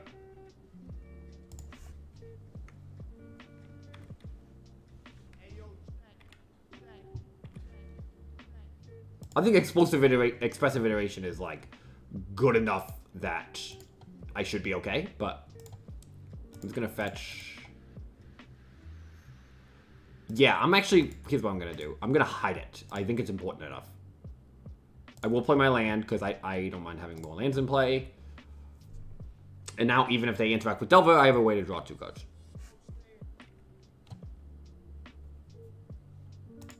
I'll just daze that. It's at least gonna get in some extra damage. It's gonna give me time to find the Fork Bolt.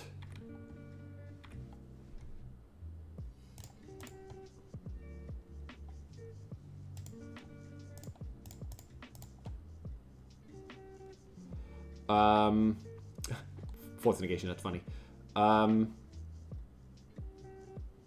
So let's go Force negation in hand, Scalding Tarn on bottom, Spike Dragon there. Force negation is very good against Lingering Souls.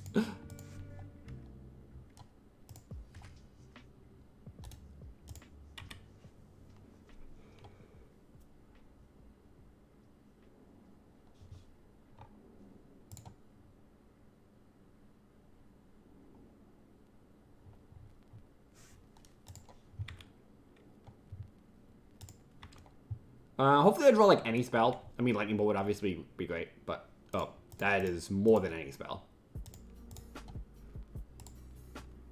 Yeah, this is just exactly... Oh, Lord. This is exactly where this card shines. Forcible in hand. Wasteland on bottom. I have to say it every time, because it's just, like, I want to make sure I don't fuck it up. And lethal.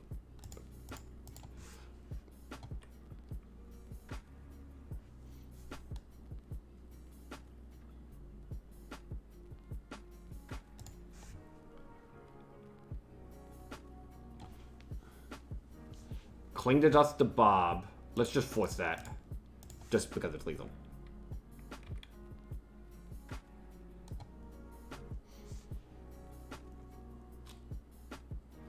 Yeah, having the Full Bolt's really nice.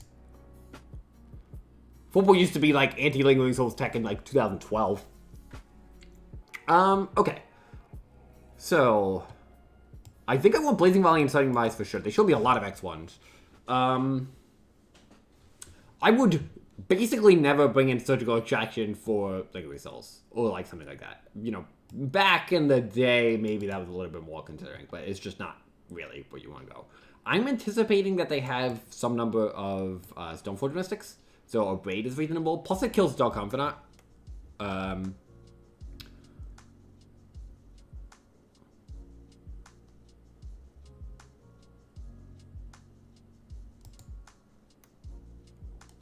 So, and I think I kind of like... I mean, notice it's interesting.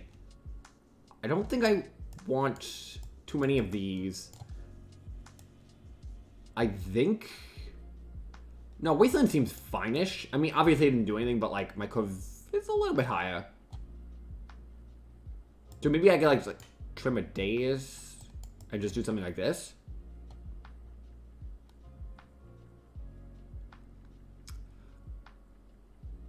I think I do remember that. Yeah. Was that, was that Vidianto in, like, 2000... Was that GP Denver? In 2012? Esper Stoneblade is, no exaggeration, my favorite deck of all time. I love... That's the deck... I played that deck for years. I would still be playing it if it was, like, you know, keeping up. It is by far my favorite deck. I don't think... I mean, Nostr's kind of bad against, like...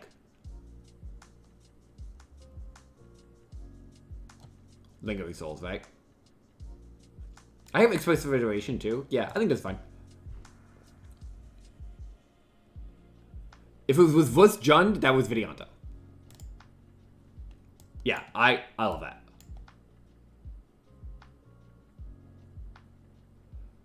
Yeah, Stoneforge, it's such a good card.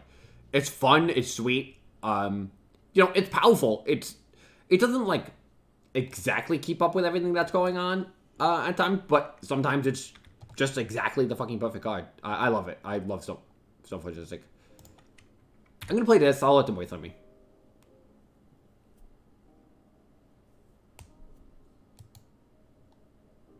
Okay, so they might have Cling to Dust, and they're thinking about just like fetching and clinging in response.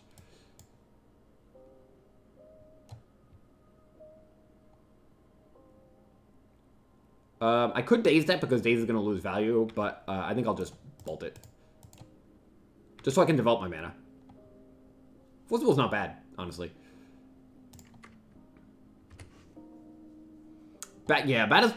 Batterskull... It definitely is, like, a little bit more clunky than, like, you want in Legacy, but... That's why Death and Taxes abuses it so well. So hopefully I find, like, a Ponder and, like, a Spike Dragon or something. That is good enough. So, Bolt in hand, bottom, top. Play Island, play Delver. This is the kind of situation where I need to draw, like, one more Expressive Iteration and I can really start taking things over. But as it stands, I can definitely be, like, ground down a little bit. Sedgemoor Witch. Okay, I mean, that's fine. They can get a 1/1 pest. It's decent, but, like, at least if they cast a spell here, it lets me daze them, so. Cabal Therapy. That's pretty sick. That's pretty cool. Okay, so maybe I'm gonna stop falling behind this. Maybe I should have force-willed that.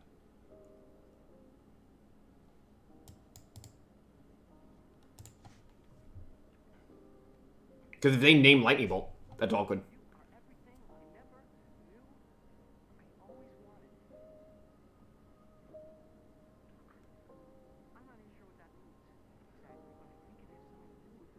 If they don't name Lightning Bolt, I mean, I'm okay. I would guess they name Bolt, but they could name Iteration or something. We'll see. I mean, Lightning Bolt makes sense.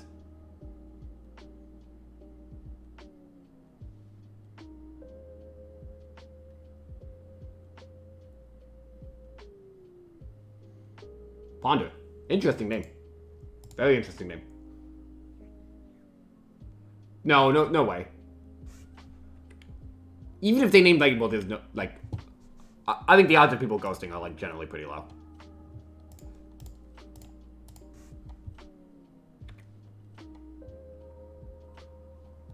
Whoa.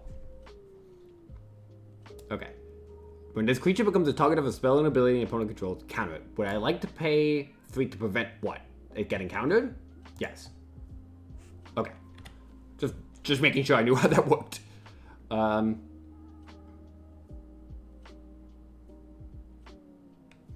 So obviously I can't attack. I don't think wastelanding them like does that much. Unless they go like Lingering Soul Flashback. I'm gonna play Fetchland, I'm just gonna play the Delver. I think the Scry is pretty meaningful. It is cool. Send more Witch Cabal Lippy, that's neat. Ooh, that's nice. Oh, that's sick. That's a card from the past. Nice, that's awesome. So cool.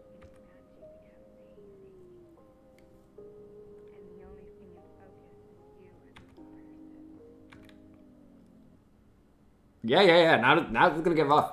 I mean, I could have just held out. That's cool.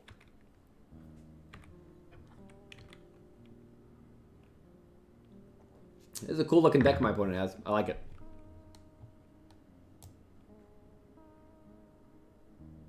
Okay, that's cool.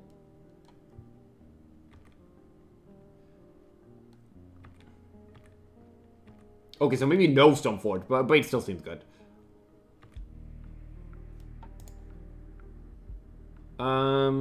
I mean, we're not dead, so let's just keep battling.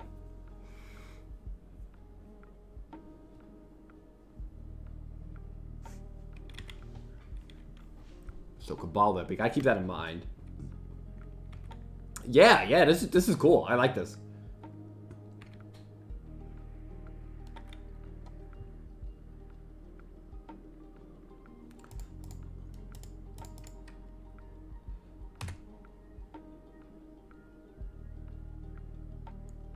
I can't imagine Hogcasting Force is like exactly what I'm gonna be end up doing. If I just draw a land and I can't do anything with Force Duel, like holding up 5 mana is like rough. Yeah, I'm kind of just like, okay, let me slow them down, stop them from doing anything particularly. Yeah, okay, we are quite dead.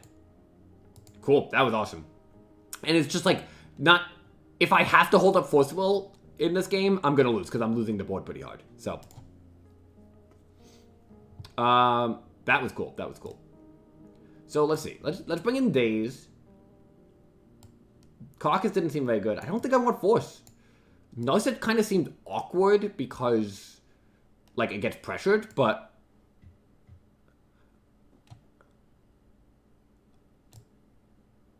I definitely don't think I want Cage or Surgical.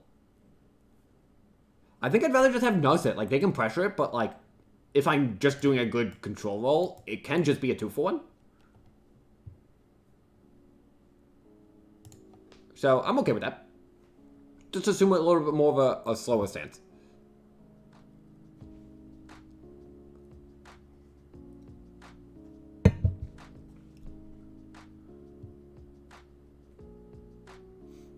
Yeah, those kind of like, you know, black X mid-range decks can be really good against like what I was trying to do.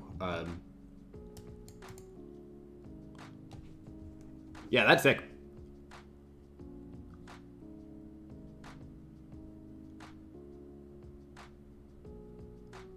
I love seeing sweet decks like this in Legacy.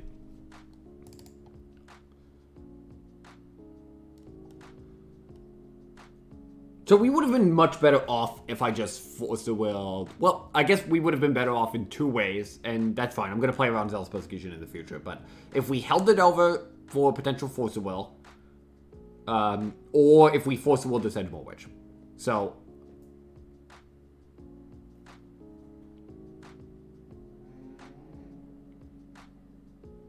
Yeah, that'd be sick.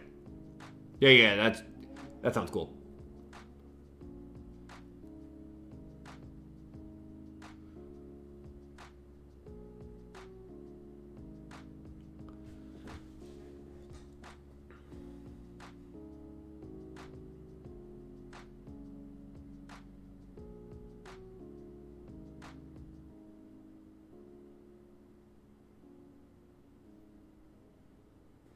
Yeah, I think there's definitely a lot of good Magecraft cards. Yeah, I got a mulligan theirs. Okay, this is pretty normal. We'll just bottom the Narset here. We'll just play a little bit into Wasteland here. They didn't show me any.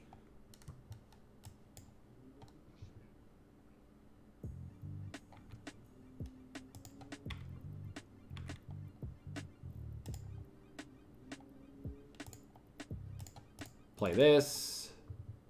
Just get aggro.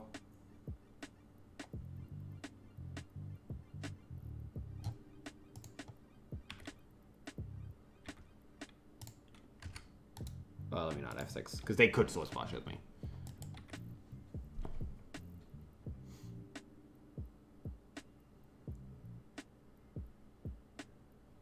If they have like Cabal Therapy Sword Splashes, it could be rough. See what they do.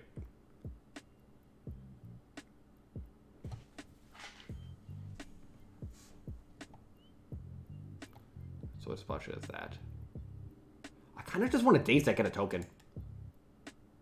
I actually really like that. It applies more pressure. It's not like Daze is going to do that much this game anyway.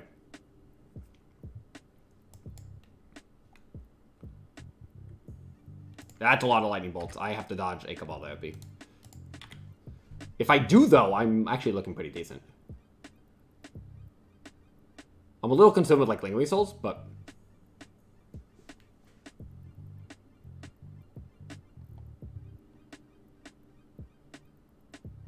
Okay. Bob, sure. They only know about one of these, so... I'm happy I got this token. I think that's pretty meaningful. My draw is definitely a little awkward here, but...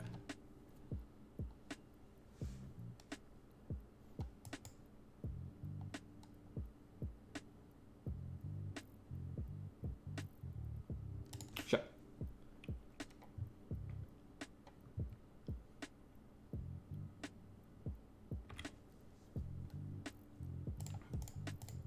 Like, I'm definitely... I think I'm losing. For sure.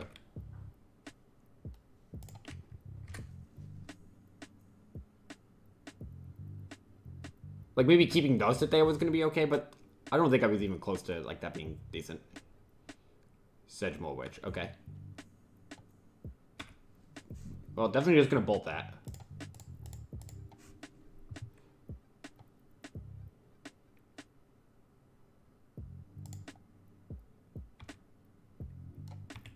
Okay, well, let's draw Expressive Iteration. Sun Demise. Okay. That's fair. I have plenty of Wastelands. They have Him to Talk, so let's just play my land. It seemed very risky. I almost never, ever do that. I mean, it is definitely an option. We had enough bolts where that was, like, something we could consider, but, like, we only had the one thing. Okay, I mean, I will definitely be Sun Demising that.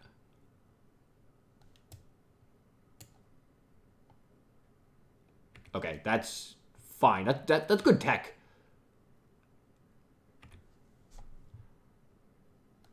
So let's go...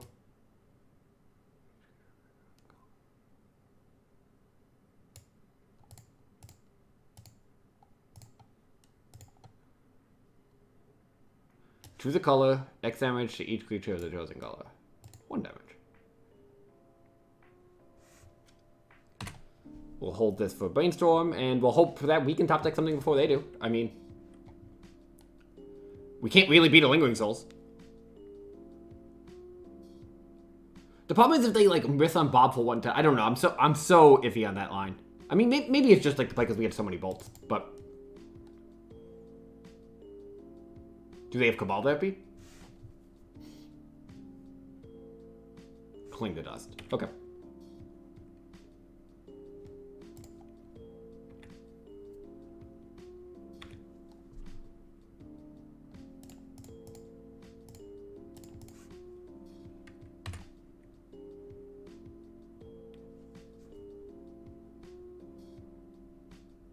For sure. Yeah, we're definitely losing this one. This is sweet.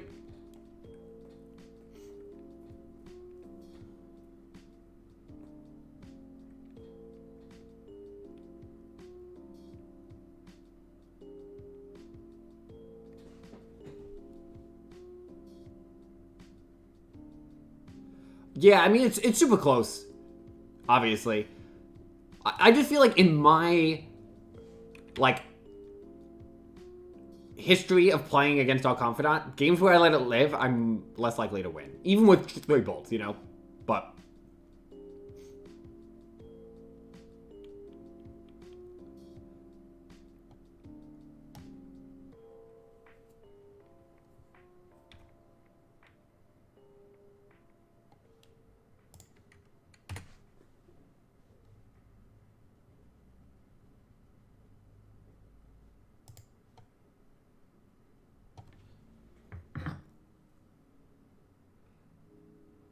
Well, I can never beat a Lingering Souls.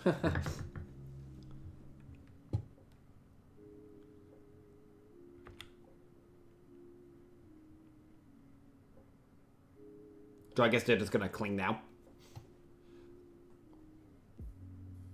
Yeah, that makes sense. I think if I draw Expressive Iteration, we're gonna be doing some stuff, but...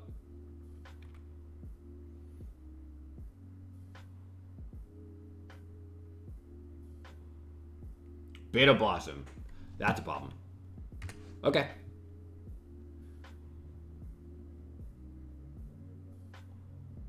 Okay, Forager plus Sudden Demise. I mean, if I can stick that's decent.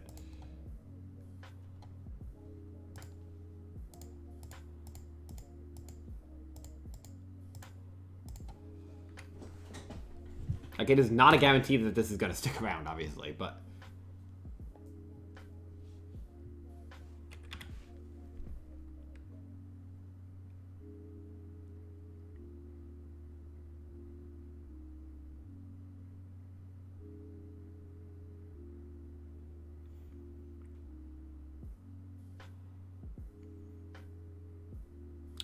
I think if they had a plow, they'd just be doing it here.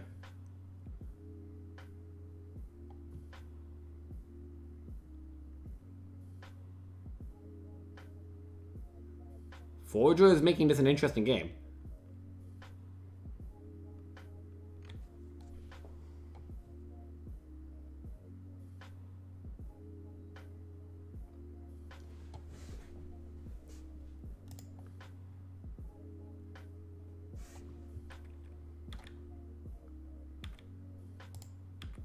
Okay, we'll get some Demise into our hand.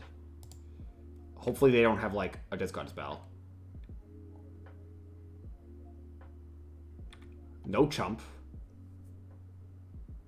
I'm gonna play Island, just in case they have Hymn to Torque. No, I guess this is backwards. If they have Hymn to Torque, I'd rather just keep that so I can maybe keep my Sudden Demise. I was thinking, like, oh, I'll discard less cards.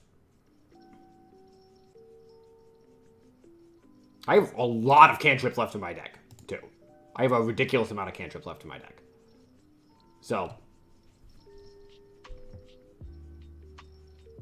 I have lethal on board, so they need something.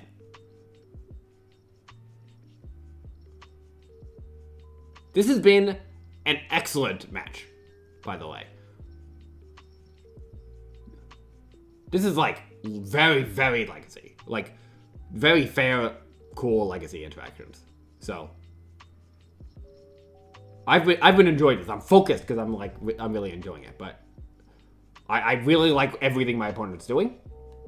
And Cabal Therapy. Okay, so obviously they get the name Sudden Demise. So maybe I probably can't attack with my Forager anymore. Although maybe I should. I would have chumped if I were them, but it makes sense that they have, like, Cabal Therapy. So I don't have much more that's going to do some stuff here. I think I need to draw something. It's pretty clear I need to draw, like, a Brainstorm or an Expressive Iteration, but we have a lot of good draws. There's no way they can flashback to Therapy, right? I can also just draw Bolt and win, so that's good.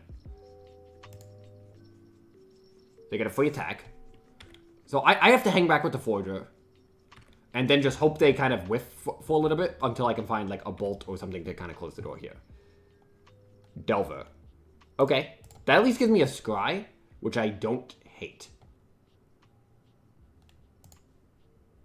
They could have Fatal Push. I kind of need to get something going before they can kill me. I mean, I don't have something going yet, but we're getting there.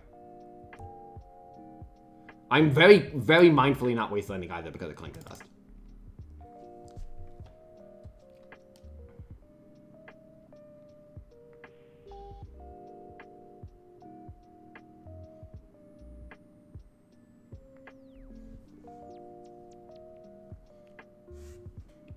Okay. Oh, discarding themselves? Okay, so they can Cling. Probably on their own card, would be my guess.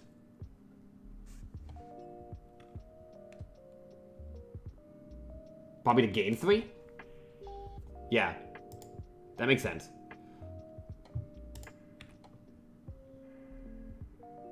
We're still looking... Oh, we're starting to look okay here, though. We gotta... We really have to draw something.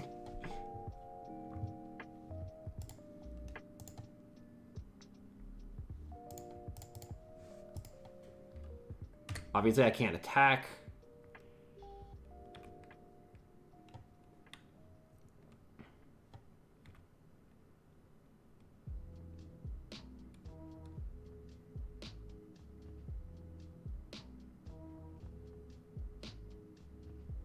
Sedgemoor Witch, that's just a thing. That doesn't matter too much.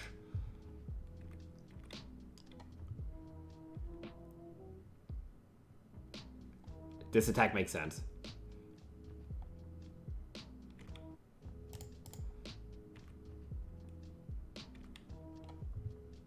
Okay. We got a lot of good draws, though, so let's do it. Come on. Yes. Step 1. We're doing it.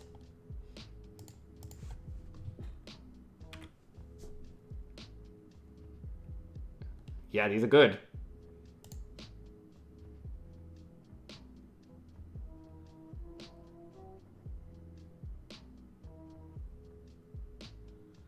I just need to think about this.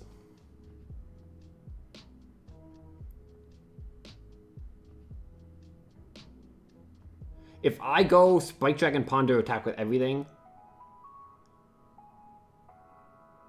then I have a 3-3, a 3-3, a 3-2, and a 2-2, so they can go trade, chump, take 3. There's no way they're going to do that.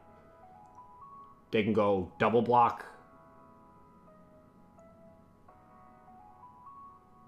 They can go double block, block, die, so they can't do that. So they have to go trade with the 2-2, trade with the 3-2, take 3. Yeah, that they have to do that.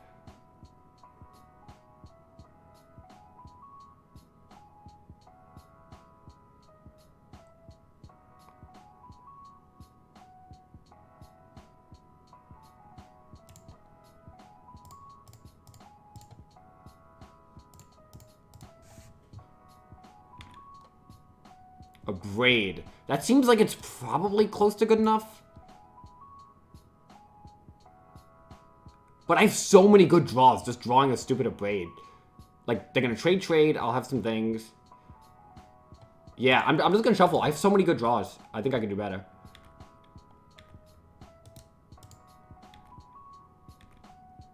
Put this Daze in my hand. I need to dodge. Trade chump. Still 2 flyers. They have to jump this Fight Dragon, right? Oh, sure.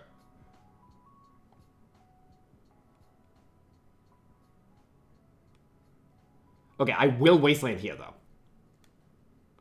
Just to minimize the amount of draws. So they're dead if they don't draw any kind of life gain. Because they're just going to lose to Bitter Blossom.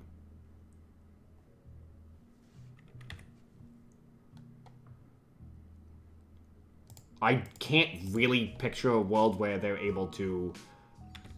So they need to draw, like, Cling to Dust? Things could get scary if they draw Cling to Dust. Yes! Woo! Great game. Great game. Wow. What a match. That was awesome. I would have loved, no matter what the outcome was there. That was just a really, really cool match. I liked all the cards my opponent played. I liked what they were doing. The interactions were super sweet. Yeah, that was cool. I don't know if I sideboarded correctly. I'm pretty sure I'm not supposed to have my Forcibles in, but these Aces did start to feel pretty bad. As the game went long, but there wasn't that much for me to bring in. Wow, that was so cool. I love seeing that kind of stuff. So yeah, we trophied. That's nice. You know, the deck feels good. It's a really reasonable approach to Delver. I think I don't know what like the next level above this is when you're like trying to beat this. It probably just involves Grixis with like Gurmag Angler. I don't know how to make your mana work. But Gurmag Angler, like even in the face of like Young Pyro and Spy Dragon, is still just really good in this context. Although Forge was nice, but like, yeah, just dodging Lightning Bolt is so nice. Like, we saw in both the Delver mirrors, all the threats just died of Lightning Bolt, so having a threat that just, like, can't die like that is really nice. I don't know how I would build a Grixis deck for it, so I might play a few more, and might just run it back with this. But let's take a look at Grixis right now. Let's just use this as the base. Open a new copy. Yeah, I mean, it could be Jessica. I don't know. The decks are so awkward. You definitely don't want True Name if you're doing this. You definitely want Stifle. I think you want as many proactive cards as possible, although you don't need to, but Fatal Push is nice. We're going to be adding in some Expressive Iterations, so let's see. Expressive. I don't think you want more than 2 or 3, though.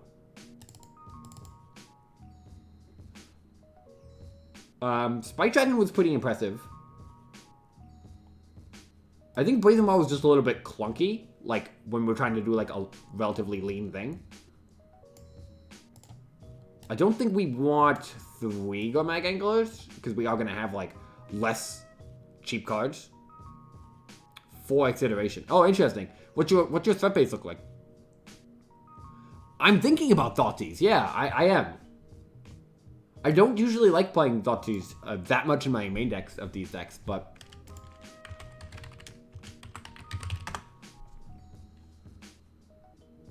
Oh, Spire Dragon. That's... Spike Dragon. So I don't know what the exact configuration of these want to be. This is 12 creatures. I mean, that's a decent mix. So kind of just cutting... 1 and 1 for 2 anglers, which makes sense, honestly, to me. So, what does this list have? This list has 14, though.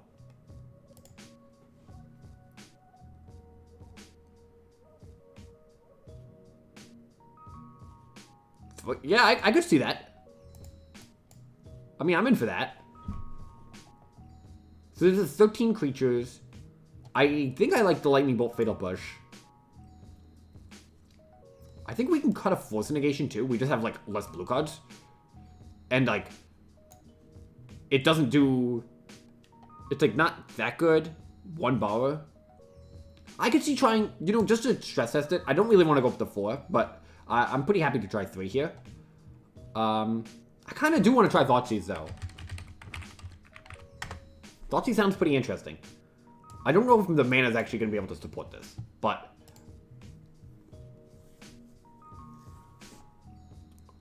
This looks kind of good, though.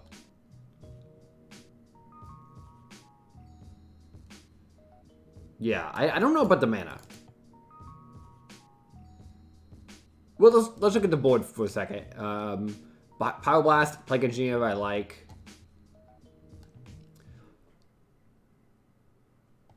Part of the reason I like Thoughtseize is it's another card you can cast off of Iteration, but it's gonna put a decent amount. Oh, this deck might actually want Badlands. No, this deck might legit want Badlands. It's gonna be awkward sometimes. And then of course I have to change this. Oh, what?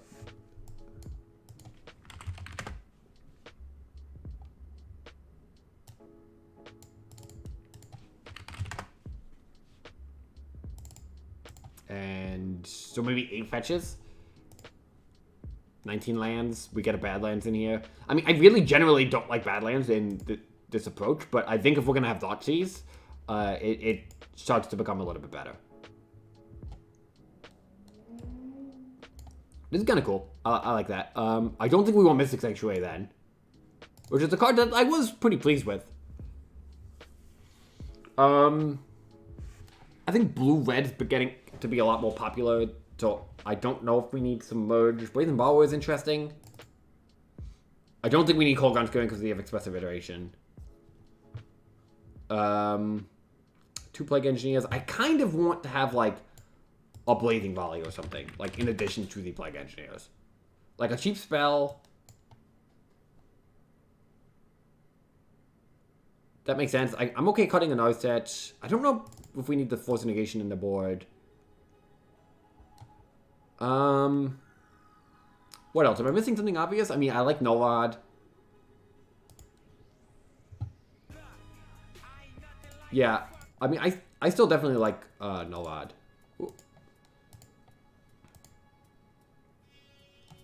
Although it hasn't been like, could be an Edict, but we have 2 Brazen Borrowers.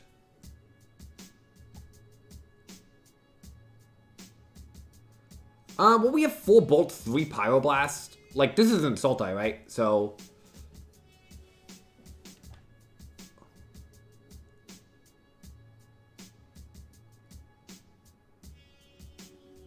sure, that's fair. That's fair. In terms of, like, problems with Thoughtseize. So you just want to draw, like, more good cards? Literally Last Hope. I don't know if you... Like, the reason I'm, like, trimming Narset and not, like, really considering those kind of cards is because we have Iteration to, like, grind down the control decks post-board. But that's kind of reasonable. I think I agree with the problem with Thoughtseize. I still kind of want to try it, but, like, yeah, that's definitely a valid concern. So you just want more cards that you can, like, actually use late game?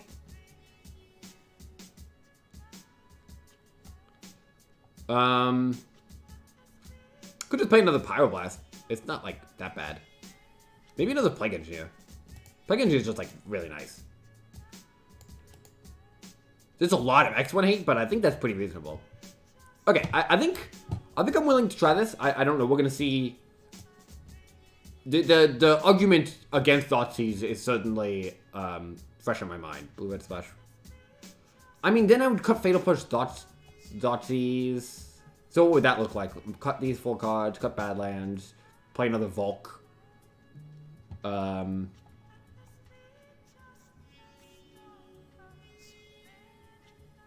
then, like, we still get all these black sideboard cards. Maybe that's reasonable. I do think I like Fatal Push, though. Well, I guess Fatal Push isn't that important. It's a little bit less important than it used to be, for sure, because, like, now people are playing Blue-Red Delver.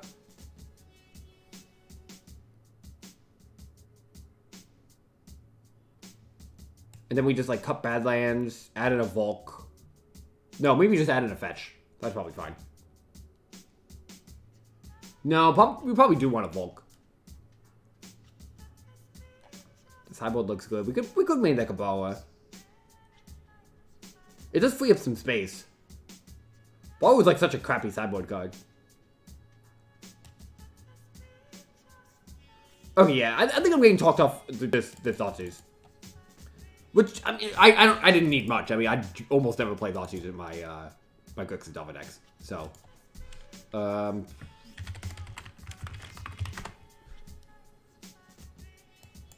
play Flutterstrand, we'll just get that out of there. 4-3-2. I don't know if that mana is gonna, like, really play out the way I want it to. But it seems somewhat reasonable. Like, the Borrower is interesting. Actually, Borrower is kind of interesting off Iteration, because you just, like, can cast it for 2 mana, and then you still get it, like, you're putting it into, like, another exile zone that you can cast it from, which is kind of cool. I mean, we could just play 4 Iteration.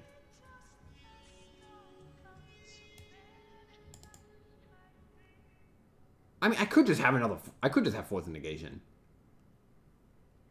Maybe it's just okay to have 4 Expressive Iterations.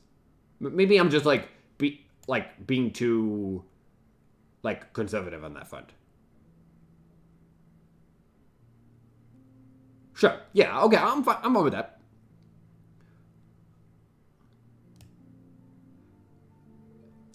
It sounds pretty reasonable. I have been liking Fatal Push. I mean, I liked Fatal Push last time I played Grixis was, like, pre-iteration, you know, Blue-Red Delver dominance, but... Cool, yeah, I'm down to try that, and we need one more sideboard card. Oh, no one. Cool. Let's just give it a shot. Cause I think there's something here. And I'll play a few matches. I'll probably play until noonish my time, so maybe like an hour. So probably 2, maybe 3 matches, depending on how fast I go. But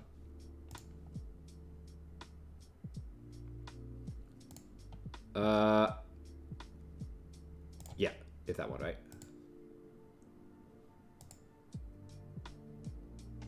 Yes. Cool. Okay, I'm down to try this. This looks sweet, actually.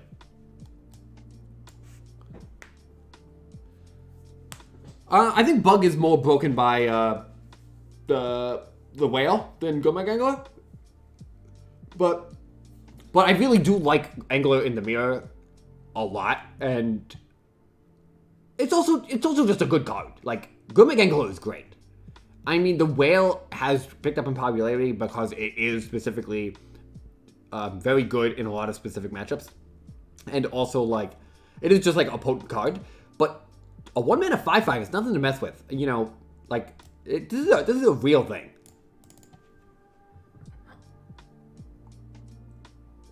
I really like this 3/6 threat configuration too.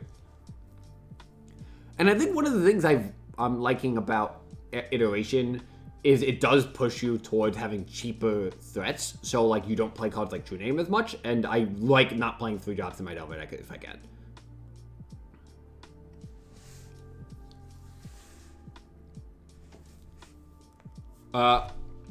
Cardboard Live's just not gonna work. Sorry, everyone. I'm not gonna put the second Cardboard Live. Yeah, that seems really good. That was specifically the interaction that made me want to play Grixis. The fact that, like, you can Iteration into Gomag Angler really neatly sounds amazing. This might be, like, I'm pretty confident that the Kenta Hiroki's blue-red deck is very good and doesn't need that much more work in order to be just a good force. I might spend more time working on something like this, because this I'm not 100% sure of.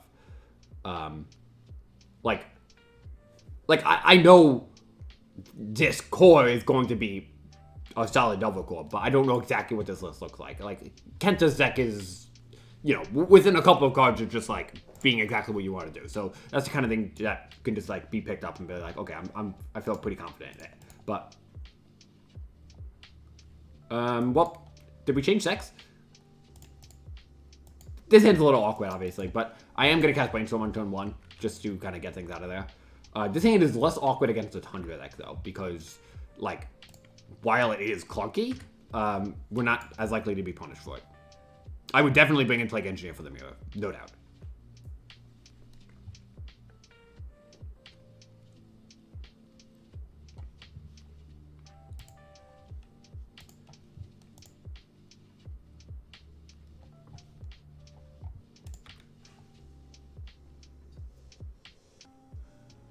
So if they go Sylvan Library... Okay, so they're doing...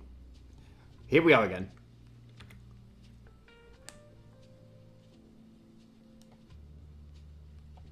That's a little gross, but it's not too bad because Expressive Iteration is actually really good against it. Yeah, I'll put back these two. I'll play Spike Dragon, and I'll just attack it.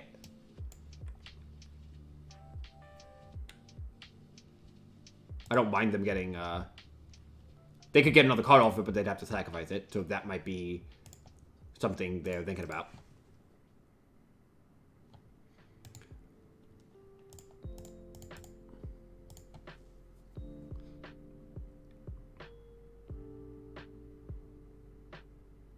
Oh, so they have a Force Will? I'm okay with this. They might be thinking, okay, this keeps my Narset alive for longer, but we have a lot of card advantage. And, of course, we have Young Power Mancer, Lightning Bolt, Expressive Iteration, so... So I know they have a Ponder. Yeah, I mean, that's certainly something to consider, Blub Blub. Like... The matchup does kind of play out like that sometimes, but it's really... Also, sometimes in the matchup, you just, like, get to 7 lands in play. So, you know, you kind of got to take it as it is. It is important to have those cards in the mirror. So I'm actually just going to... I know the Power Mancer is important, but I am just going to cast it. I'd rather cast Iteration next turn, and I think they are going to Forcible this. They did not. Okay. Maybe they don't have another blue card?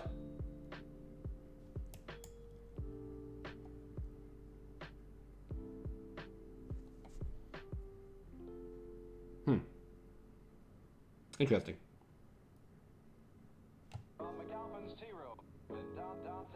I want to see what they do when I bolt this Narset.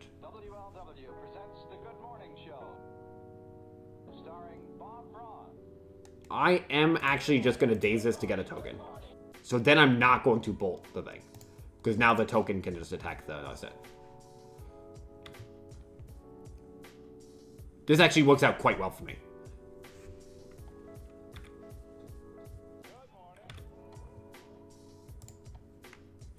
And now, because I actually messed up my mana a little bit there. And the fact that they did what they just did kind of made it quite a bit better.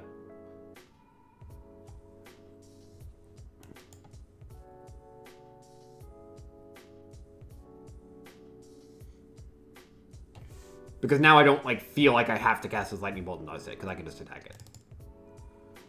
I am going to have some trouble with, like, Uro this game, but they're not really that up on cards against me. Like, this Chromox, like, they only have 3 cards in hand. They're probably going to Forcible this Expressive Iteration. That's actually pretty good, too. So let's start by attacking.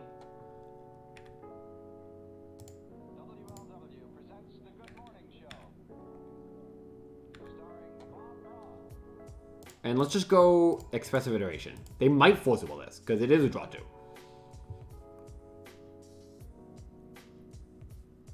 They don't know we have a million of them. Okay, that's decent. How do I sequence this?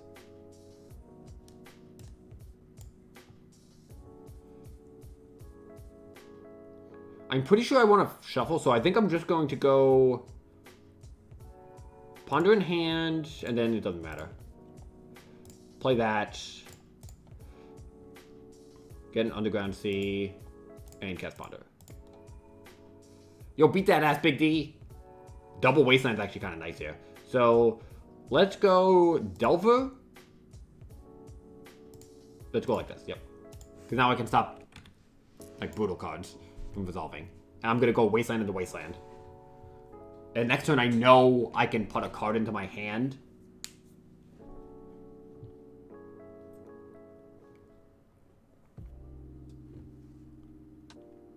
I don't mind this. Because I'm going to waste the Trop.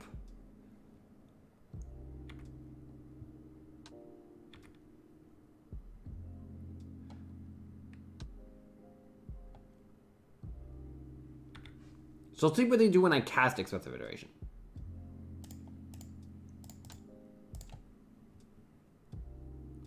Cool. Okay, so these cards are actually kind of interesting.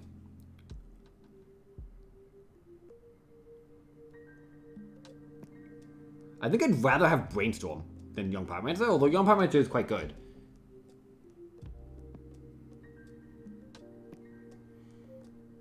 Maybe, you know what? Maybe I'd rather just, like... I want to cast a Brainstorm. I want to cast one of these cards this turn, obviously, because I want to wasteland them. So, I'm just going to go Young Pyromancer in hand. It's weird to put Brainstorm on the bottom because it's so good, but... We'll cast Delver. We'll play this, and we'll wasteland their Trop. We'll attack for 1.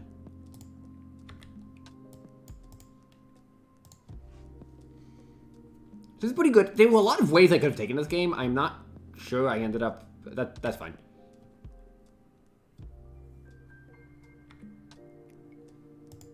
It's, like... I guess it is kind of a 2-for-1, but, like, it's not that bad.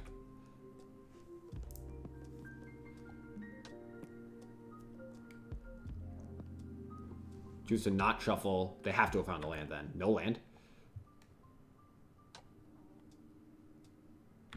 Huh, that's interesting. Another wasteland. Okay, so let's go... I probably should have cast this first before. Because they will probably force this. But they probably would have forced it anyway. And then we'll just wasteland. And now I'll cast Expressive Iteration next turn. And we'll just keep going through. They only have 2 cards in hand. 2. Like, I do have to be mindful of the Oro, but...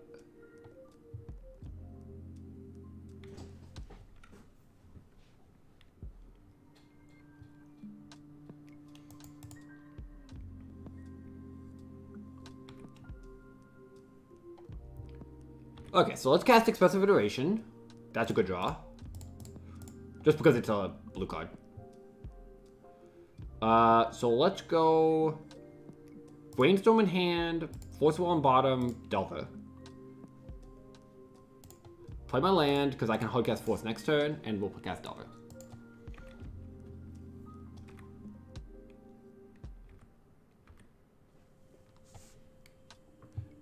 Yeah, this is exactly what, like... I've like, wanted. When I cut, like... cards that were good in the control matchup. Like, this is what I thought it would look like, because Expressive Iteration just lets you keep up. That card's not particularly good, but that's fine. I think I will cast Brainstorm here, though. Oh, these are good.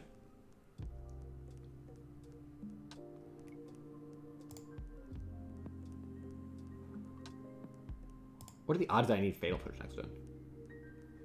I could Fatal Push my Gumming Gang and get an extra point in.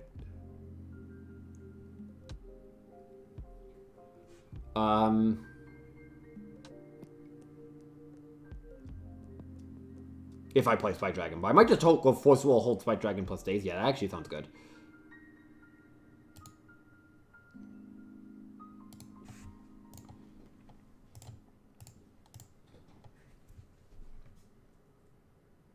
We've gone through a lot of cards here.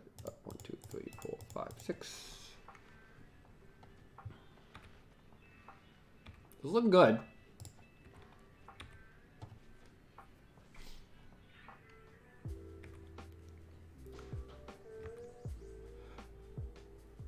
Yeah, the triple Expressive Iterations were really nice here. I mean, it's like Oro in a way where it is, there is a, you know, an awkward element to it, so I could see people, like, punishing that, but, so 3, 4, 8, 9, 10, 11, 12, 13. All day is this. I have 2-turn clock. Cool. Nice, that was really neat. That felt very good.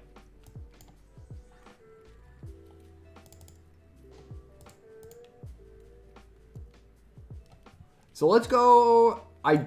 Based on what I saw of this deck earlier, I think Plague Engineer is worth it. I mean, it is just a creature that attacks, which is fine. Like, but they had Monastery Mentor, so I think I want the Plague Engineers. I'm not 100% sure about that. Pyroblast is good. Brazen Borrower is probably okay. And maybe I want Surgical. So let's say some number of these are iffy. Let's see what I definitely don't want. I don't think I want Fatal Push. I don't think I want too many Dazes. I can definitely cut some Wastelands. I'm pretty happy with that. Against the Sword Splashers deck with Uro, I think relying on Gurmag is also a little bit rough. So, this is like 4 cards I'm happy, like 5 cards I'm happy with cutting, and then 2 maybe I'm not. Like 1 Wasteland, 1 Gurmag, I'm not sure about.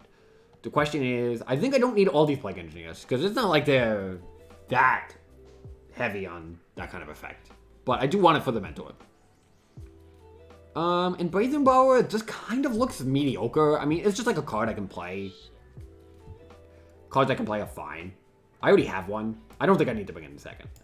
This looks reasonable, yeah.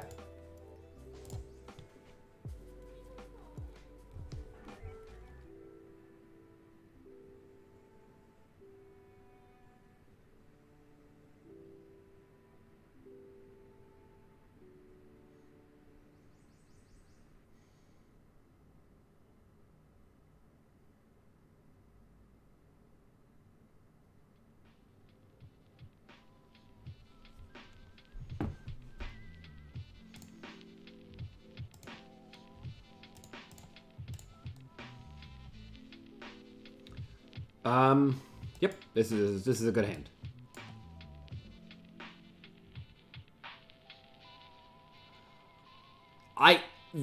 Yeah, I mean, that's certainly interesting. Like, it is really good, and I think it's the kind of card that, like, tends to make the Delver decks look a little bit too good at times. Because now Delver just has a card advantage thing. This is why I think Lotus can't come back. But I definitely think that's interesting and not unreasonable.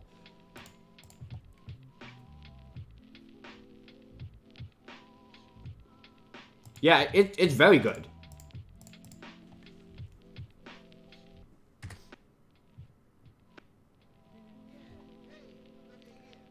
And generally, when cards can be good in all 3 of those, they generally tend to be best in the Delver approaches, right? Like Delver takes advantage of those kind of cards a little bit more.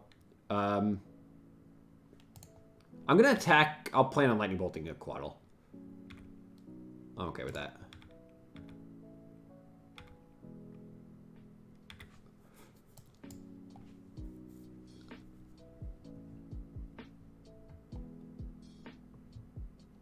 Let's brainstorm.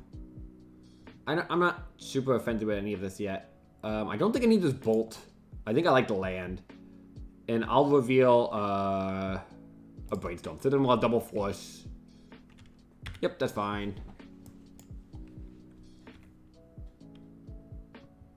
No land. Okay.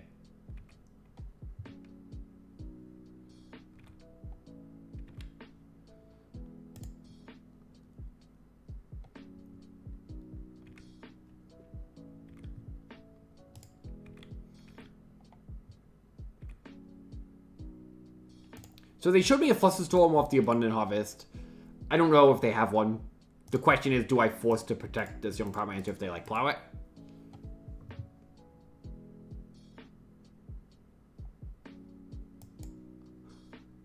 I kind of think I do, but...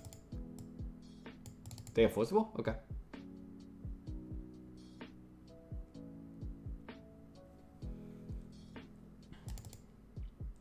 Yeah, I think it's very reasonable for, like... Yeah, I'll just fight. I'll fight over this. I think Young Pyromancer is good enough. If they're doing that, like, I think they might have a weakness that is potentially exploitable. Plus, I'm going to follow it up with Expressive Iteration, so...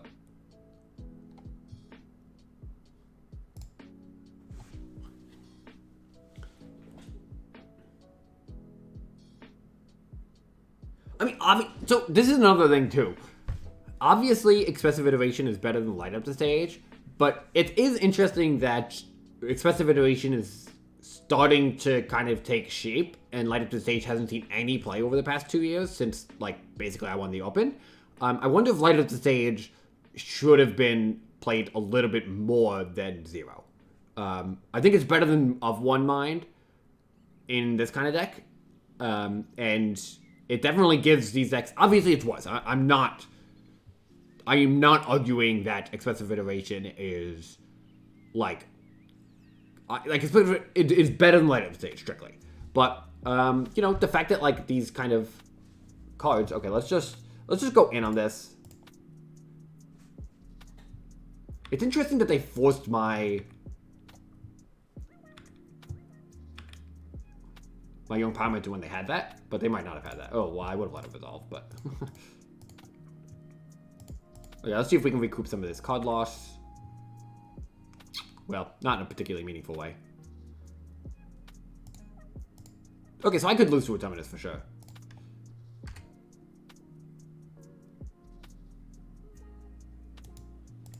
I definitely went aggro on my Young Power Answer. I might have been too aggressive, but with the Expressive Iteration, it seems to make sense. So, because now they need Terminus or to set up their OO quickly. Okay, that's fine.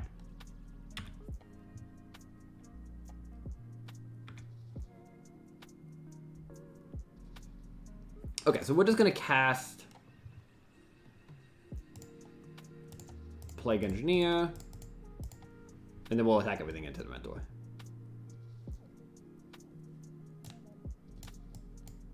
Human Monk and Mixed Monks. Okay.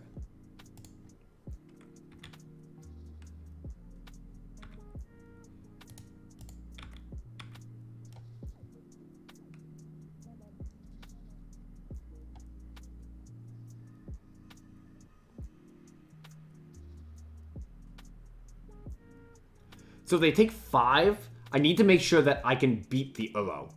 Just like straight up. Like, if I have to force them to have a Terminus, that's fine.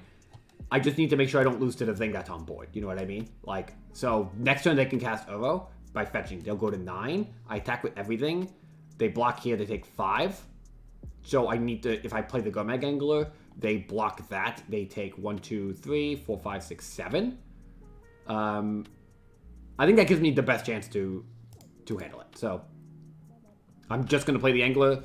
If I get murdered by a Terminus, sure, but I think I'm going to lose otherwise.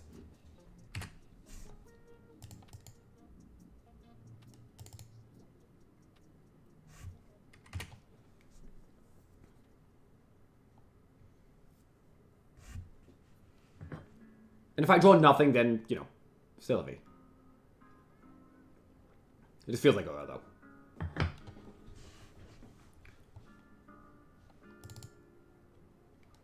Yeah, I probably shouldn't have fought over the Young Power Answer, but that's not a big deal. Oh, that's actually not bad.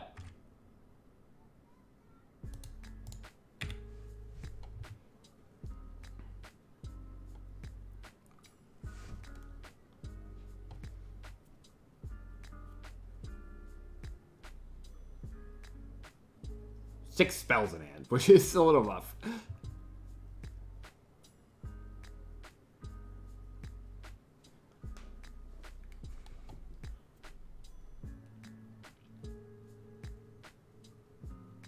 Maybe I'm just supposed to let the Monastery Mentor resolve.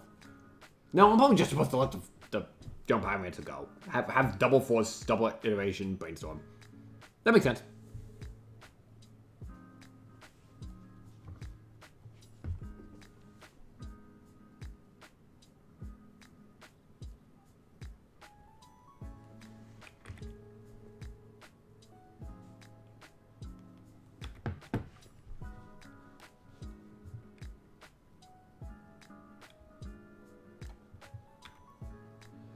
Well, they have to have something.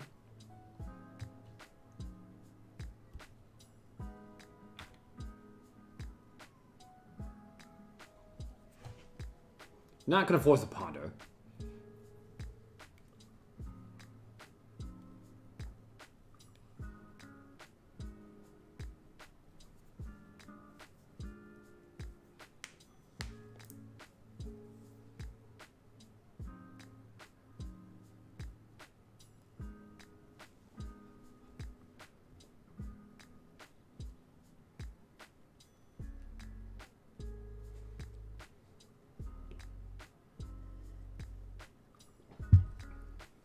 Yeah, thinking about it.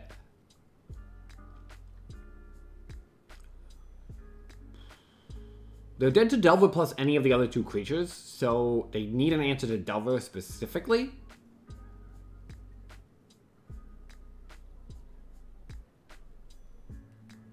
There's combinations of cards I can't really beat if it's just like Mentor plus Plow. I mean, I can beat that, but like... No, I guess Mentor plus Plow I am technically beating.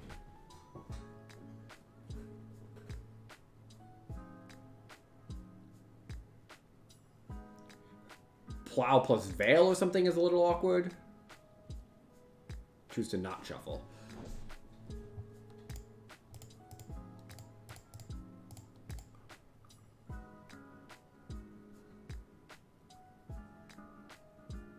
Happy enough to use this like this.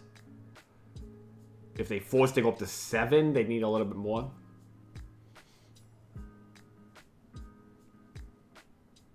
If they force to go down to 4, up to 7 without resolving.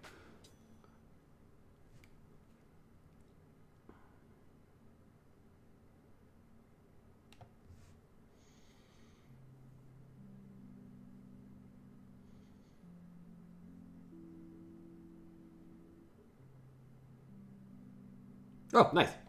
Yeah, I think I could have played that better for sure.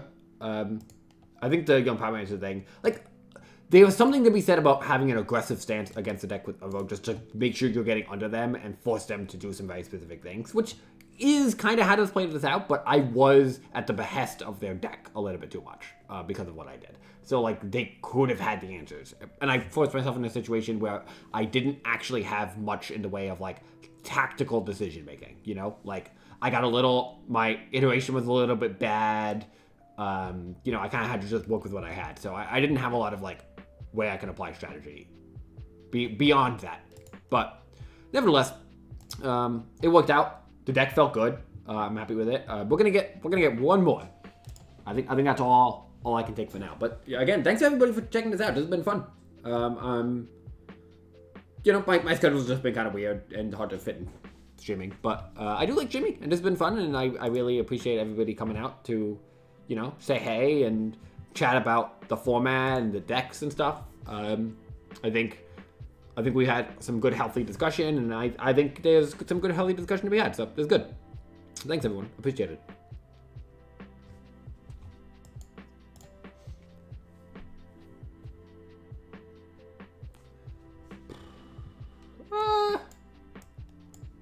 I think we've literally today we've kept hands that basically look like this, except I think this is a little bit better. Like, I think this is better than like Iteration, Brainstorm, Ponder, which we kept in our first match, because the double can't, like, if it is Delver, we have a little bit of interaction and we still have a lot of stuff going on. So I think this is a reasonable plan.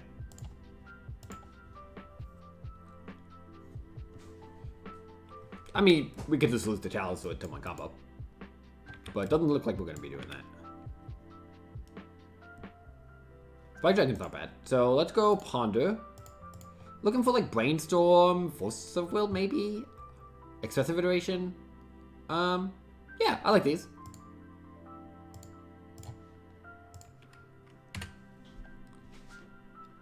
So I might go like Sprite Dragon, let it go, and then like jump Pyromancer, make a token on the following turn, off of Ponder. Hope to draw a blue card.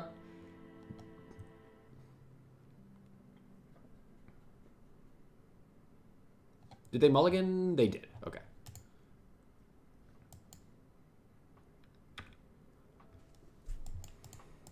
I'm gonna guess like Sylvan Library or something.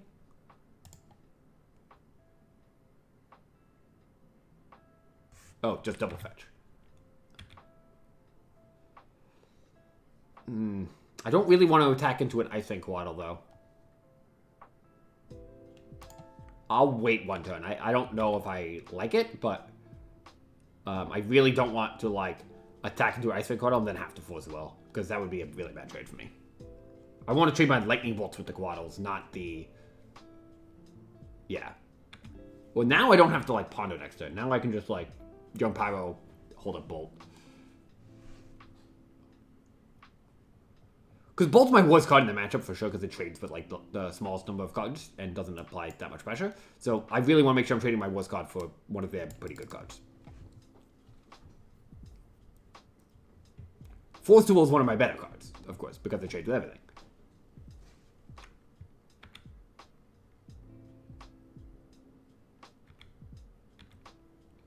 Interesting attack. A little bold. Okay. Very interesting attack.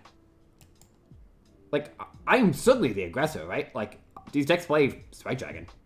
I guess they don't know what I'm playing. They might think I'm on Doomsday. Sure.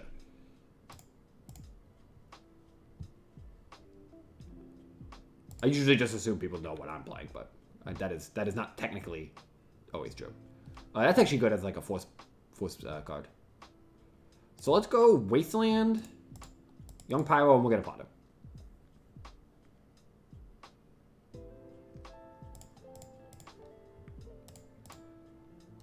They might just be Show and Tell too. Impulse. They are Show and Tell. Okay.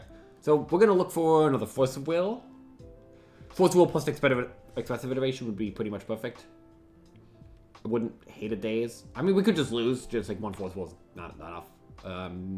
That's good. That's good. That's basically what we're looking for. Because there's like another threat too. It's like follow-up.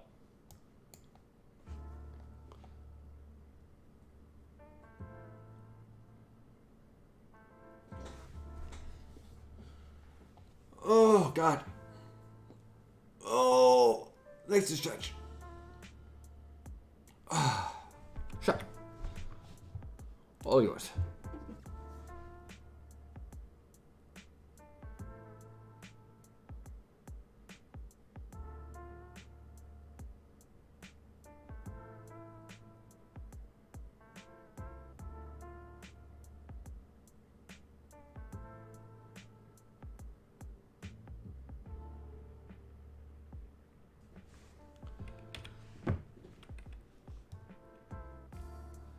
So, yeah, I don't care about Sylvan.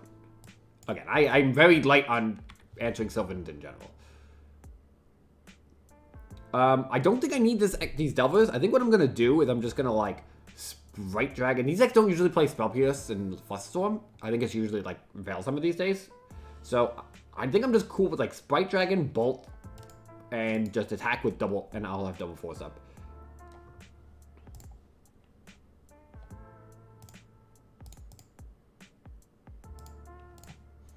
They only have 4 cards in hand. They need a decent amount to beat double Force Will. I mean, it's not unreasonable. But to combo and beat double Force Will is a little tough. I mean, Sylvan Library can definitely, like, get them the cards they need if they can go off this turn. You know what I mean? Like, right now they could draw an extra 2. 7 cards in hand, they'll go to 3. But being at 3 doesn't matter. Or they'll be at 4. But being at 4 doesn't matter if they can just go Show and Tell, Veil of Summer, Force of Will, put in Omniscience, Emrakul, kill you. Although Emrakul isn't enough. That is interesting to note. Because this will be a 4/4, and I'm going to make 2 tokens off of anything I do. So, them not keeping cards is generally pretty good for me. Because 1, 2, 3, 4, 5, 6, and then every spell is essentially +2, right? 7, 8, 9, 10.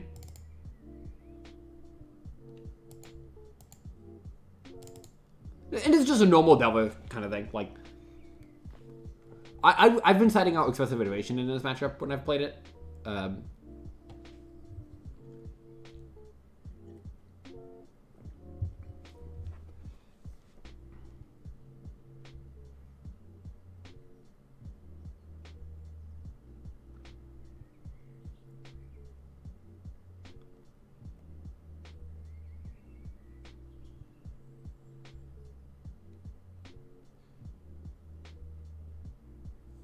Veiled Summer. Well, I mean, obviously I need to try to stop them from doing the thing, so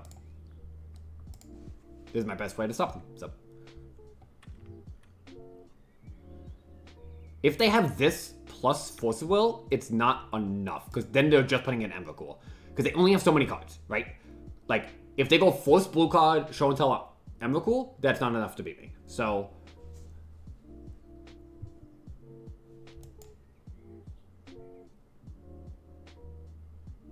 now, maybe they have, because 1, 2, 3, 4, 5, 6, 7, 8. So I'm only putting them to 4. If they have Show and Tell plus Veil next turn, then they might have enough to get through to me. But yeah, Gust of Wind would certainly be annoying. Not unbeatable, but annoying. Kind of getting close to unbeatable for sure. But I don't know how many Gust of Winds these decks play anymore, honestly. Bolt. Okay, that's exactly lethal, right? Because we were 4 short, and this is 4.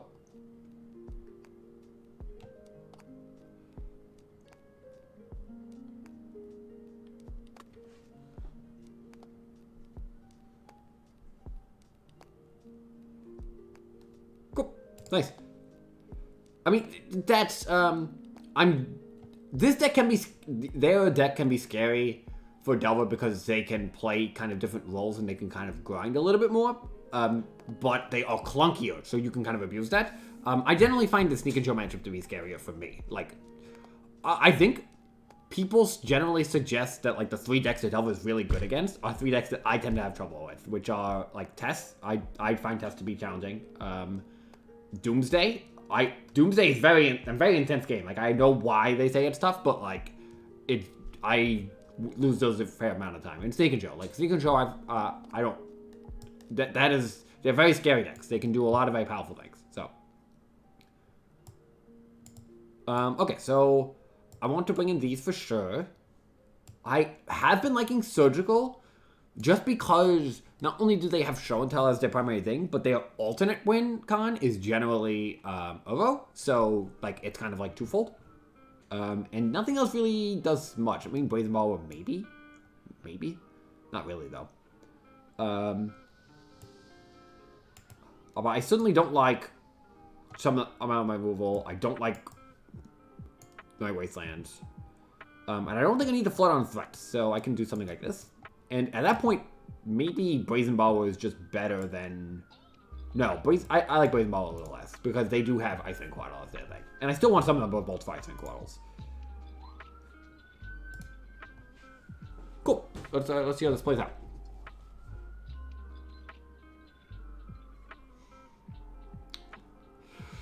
Huh. Hand's okay. I guess I did say I was hiding out Expressive Iteration, but in this particular configuration of Grixis, I think I like all my cards. I like the cards I brought out less than Expressive Iteration. So I was bringing it out when I was playing Izzet. This is, of course, my first take at Grixis here. I'm going to do a 1-drop, 2-drop Expressive Iteration. Hopefully I'm not dead by then. Hopefully I find something else. But I don't think I should be Expressive Iterationing on 2 just to find a Force of Will, because I don't even have enough blue cards. I will be... Maybe I'll be pondering on 2, though. Let's start here, though.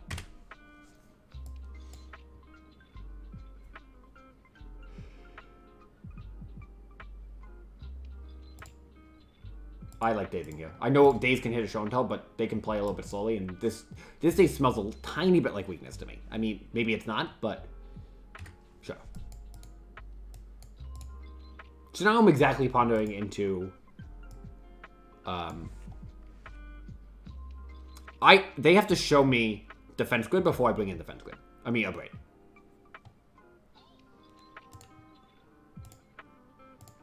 It's definitely fair to bring in, but like, it's not wrong to just bring it in the blind, but for me, I need them to put it on the stack, and because a braid is awkward, because like, it's only good when they have Defense Grid.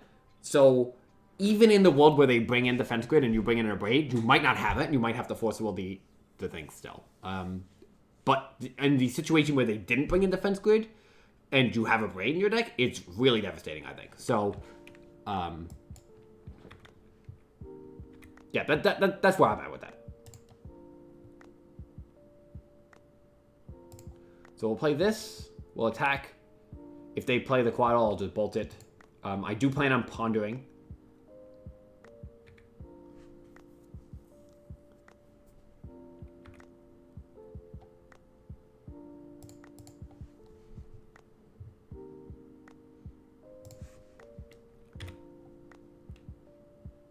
I mean, I could just let this go and then, like, play the Pyromancer, but this bolt's not doing that much anyway. And I would way rather cast Ponder this turn, because I want to find Daze plus Pyroblast, I think is the specific configuration of cards I want to find. Yeah.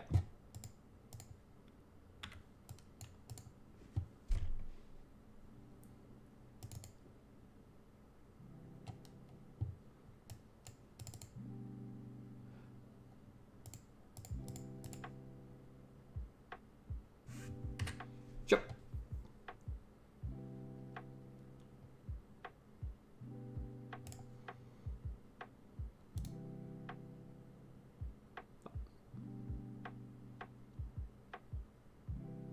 Okay.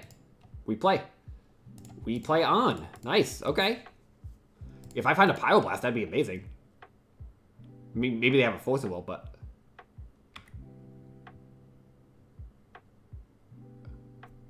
Sure. Let me turn off auto yields. Yeah, I'm just straight with Twaddle. We have to get a good game over with.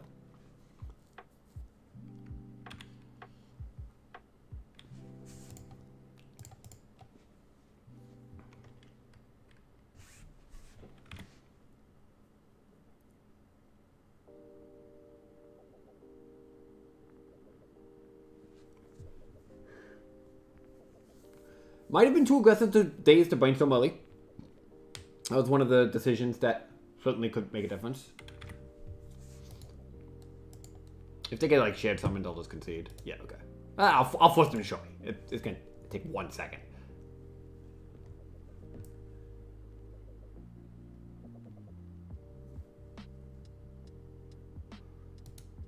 Yep, cool. No big deal.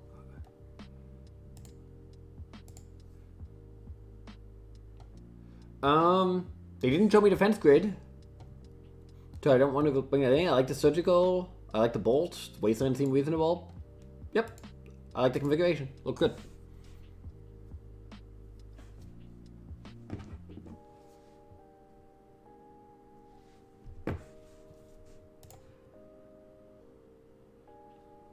It's not the perfect hand. I mean, I wouldn't choose to have a bolt in my hand if I could. But I still have the 12 cantrips in my deck, essentially. I have plenty of good cards. I just kind of need to draw them, which, I mean, maybe I will, maybe I won't.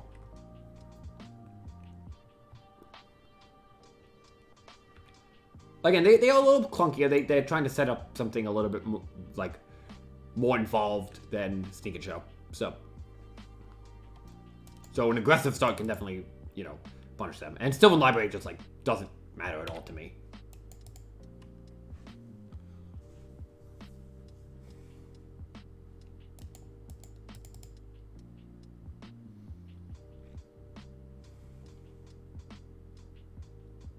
I'm hoping to find Brainstorm. Obviously, I think Brainstorm's the best draw. Because it's the highest likelihood of finding multiple things that I need. Force of Negation. Can't really mess with that. So I am just going to play the Spike Dragon then. Just apply as much pressure as possible. I mean, there's some merit to just, like, not. Because if I don't draw a blue card, then next turn I can have Hardcast Force of Negation plus Force of Will. But, I could see...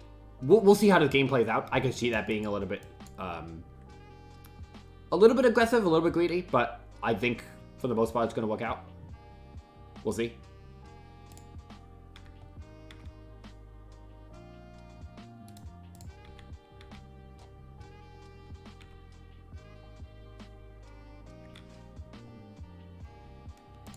Ooh, don't bolt yet.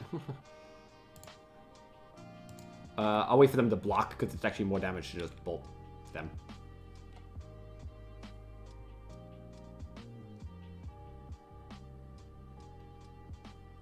Oh, okay.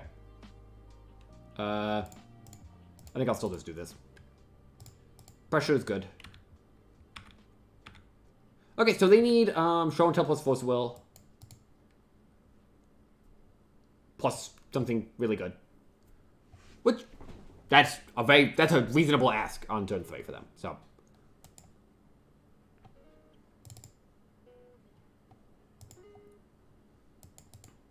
So now Bolt is lethal. A Pyroblast or a blue card is going to go a long way towards closing this door. If I draw nothing, we'll see.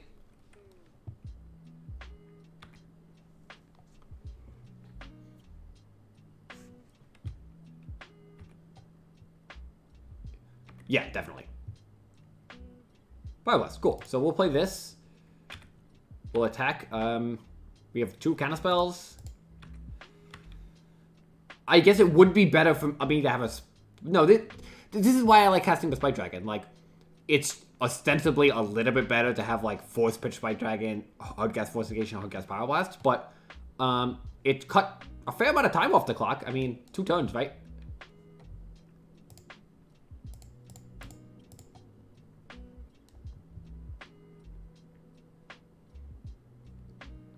I don't know what they were looking for last turn, but... Oh, nice, cool. Yeah, I mean, that's... Again, I prefer to play against this deck than Stinker Joe. They have some scary, like, alternate sideboard plans that can be a little rough, but they are a lot clunkier. Like, this aggressive start kind of forces them to react in a certain way. And if they trip up at all, which they did this game, like, they didn't have show and tell for the kill and the kill last turn. So... Pretty reasonable. Yeah, this Grixis deck felt really, really good. Again, I know the Izzet deck feels good, but I really like... There's something going on here.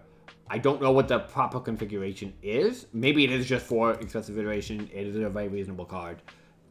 It's very rarely just totally dead, and there's a lot of situations where it's pretty strong. But, yeah, I like what's going on. I think that'll do it for me, though. I'm a little bit overtaxed. This is good, but I think if we play a little bit more, we're gonna enter. You know, if you remember from a stream a few months ago, we entered the smooth brain zone. I think we might be reaching that point. So I'm gonna end on a high note. Not even necessarily in terms of like we won, but like a high note of like, okay, I'm still at an okay point, but I can feel myself being like streaming taking its toll. You know, but. This was fun. Thanks everyone for checking it out. I'm going to find somebody sweet to raid. I'm going to try to stream again next Monday. Maybe I'll find some time later in the week too, although that's a little bit much of an ask. But I'm going to do what we can. Yeah, I'm happy everyone came out and people still remembered I was a streamer after 3 weeks of not streaming. Because I definitely enjoyed it. Okay, Sylvia is playing, and I'm gonna send everybody Sylvia's way. Sylvia still the best. I mean, I'll just watch his. He's so good. Sylvia's so good at Delver. So, last match was versus Blue-Green Omnidel. So yeah, I'm gonna send everyone towards Sylvia. Again, it's not gonna be as involved because he plays in Japanese, but you can learn a lot from just watching him. So if you really just want to like specifically learn how to play Delver, just like paying attention to him and watching it, you can learn a lot. So highly recommended. Everyone sticks around if they're looking for that. But thanks everyone for checking it out, and I guess I'll see you all next time.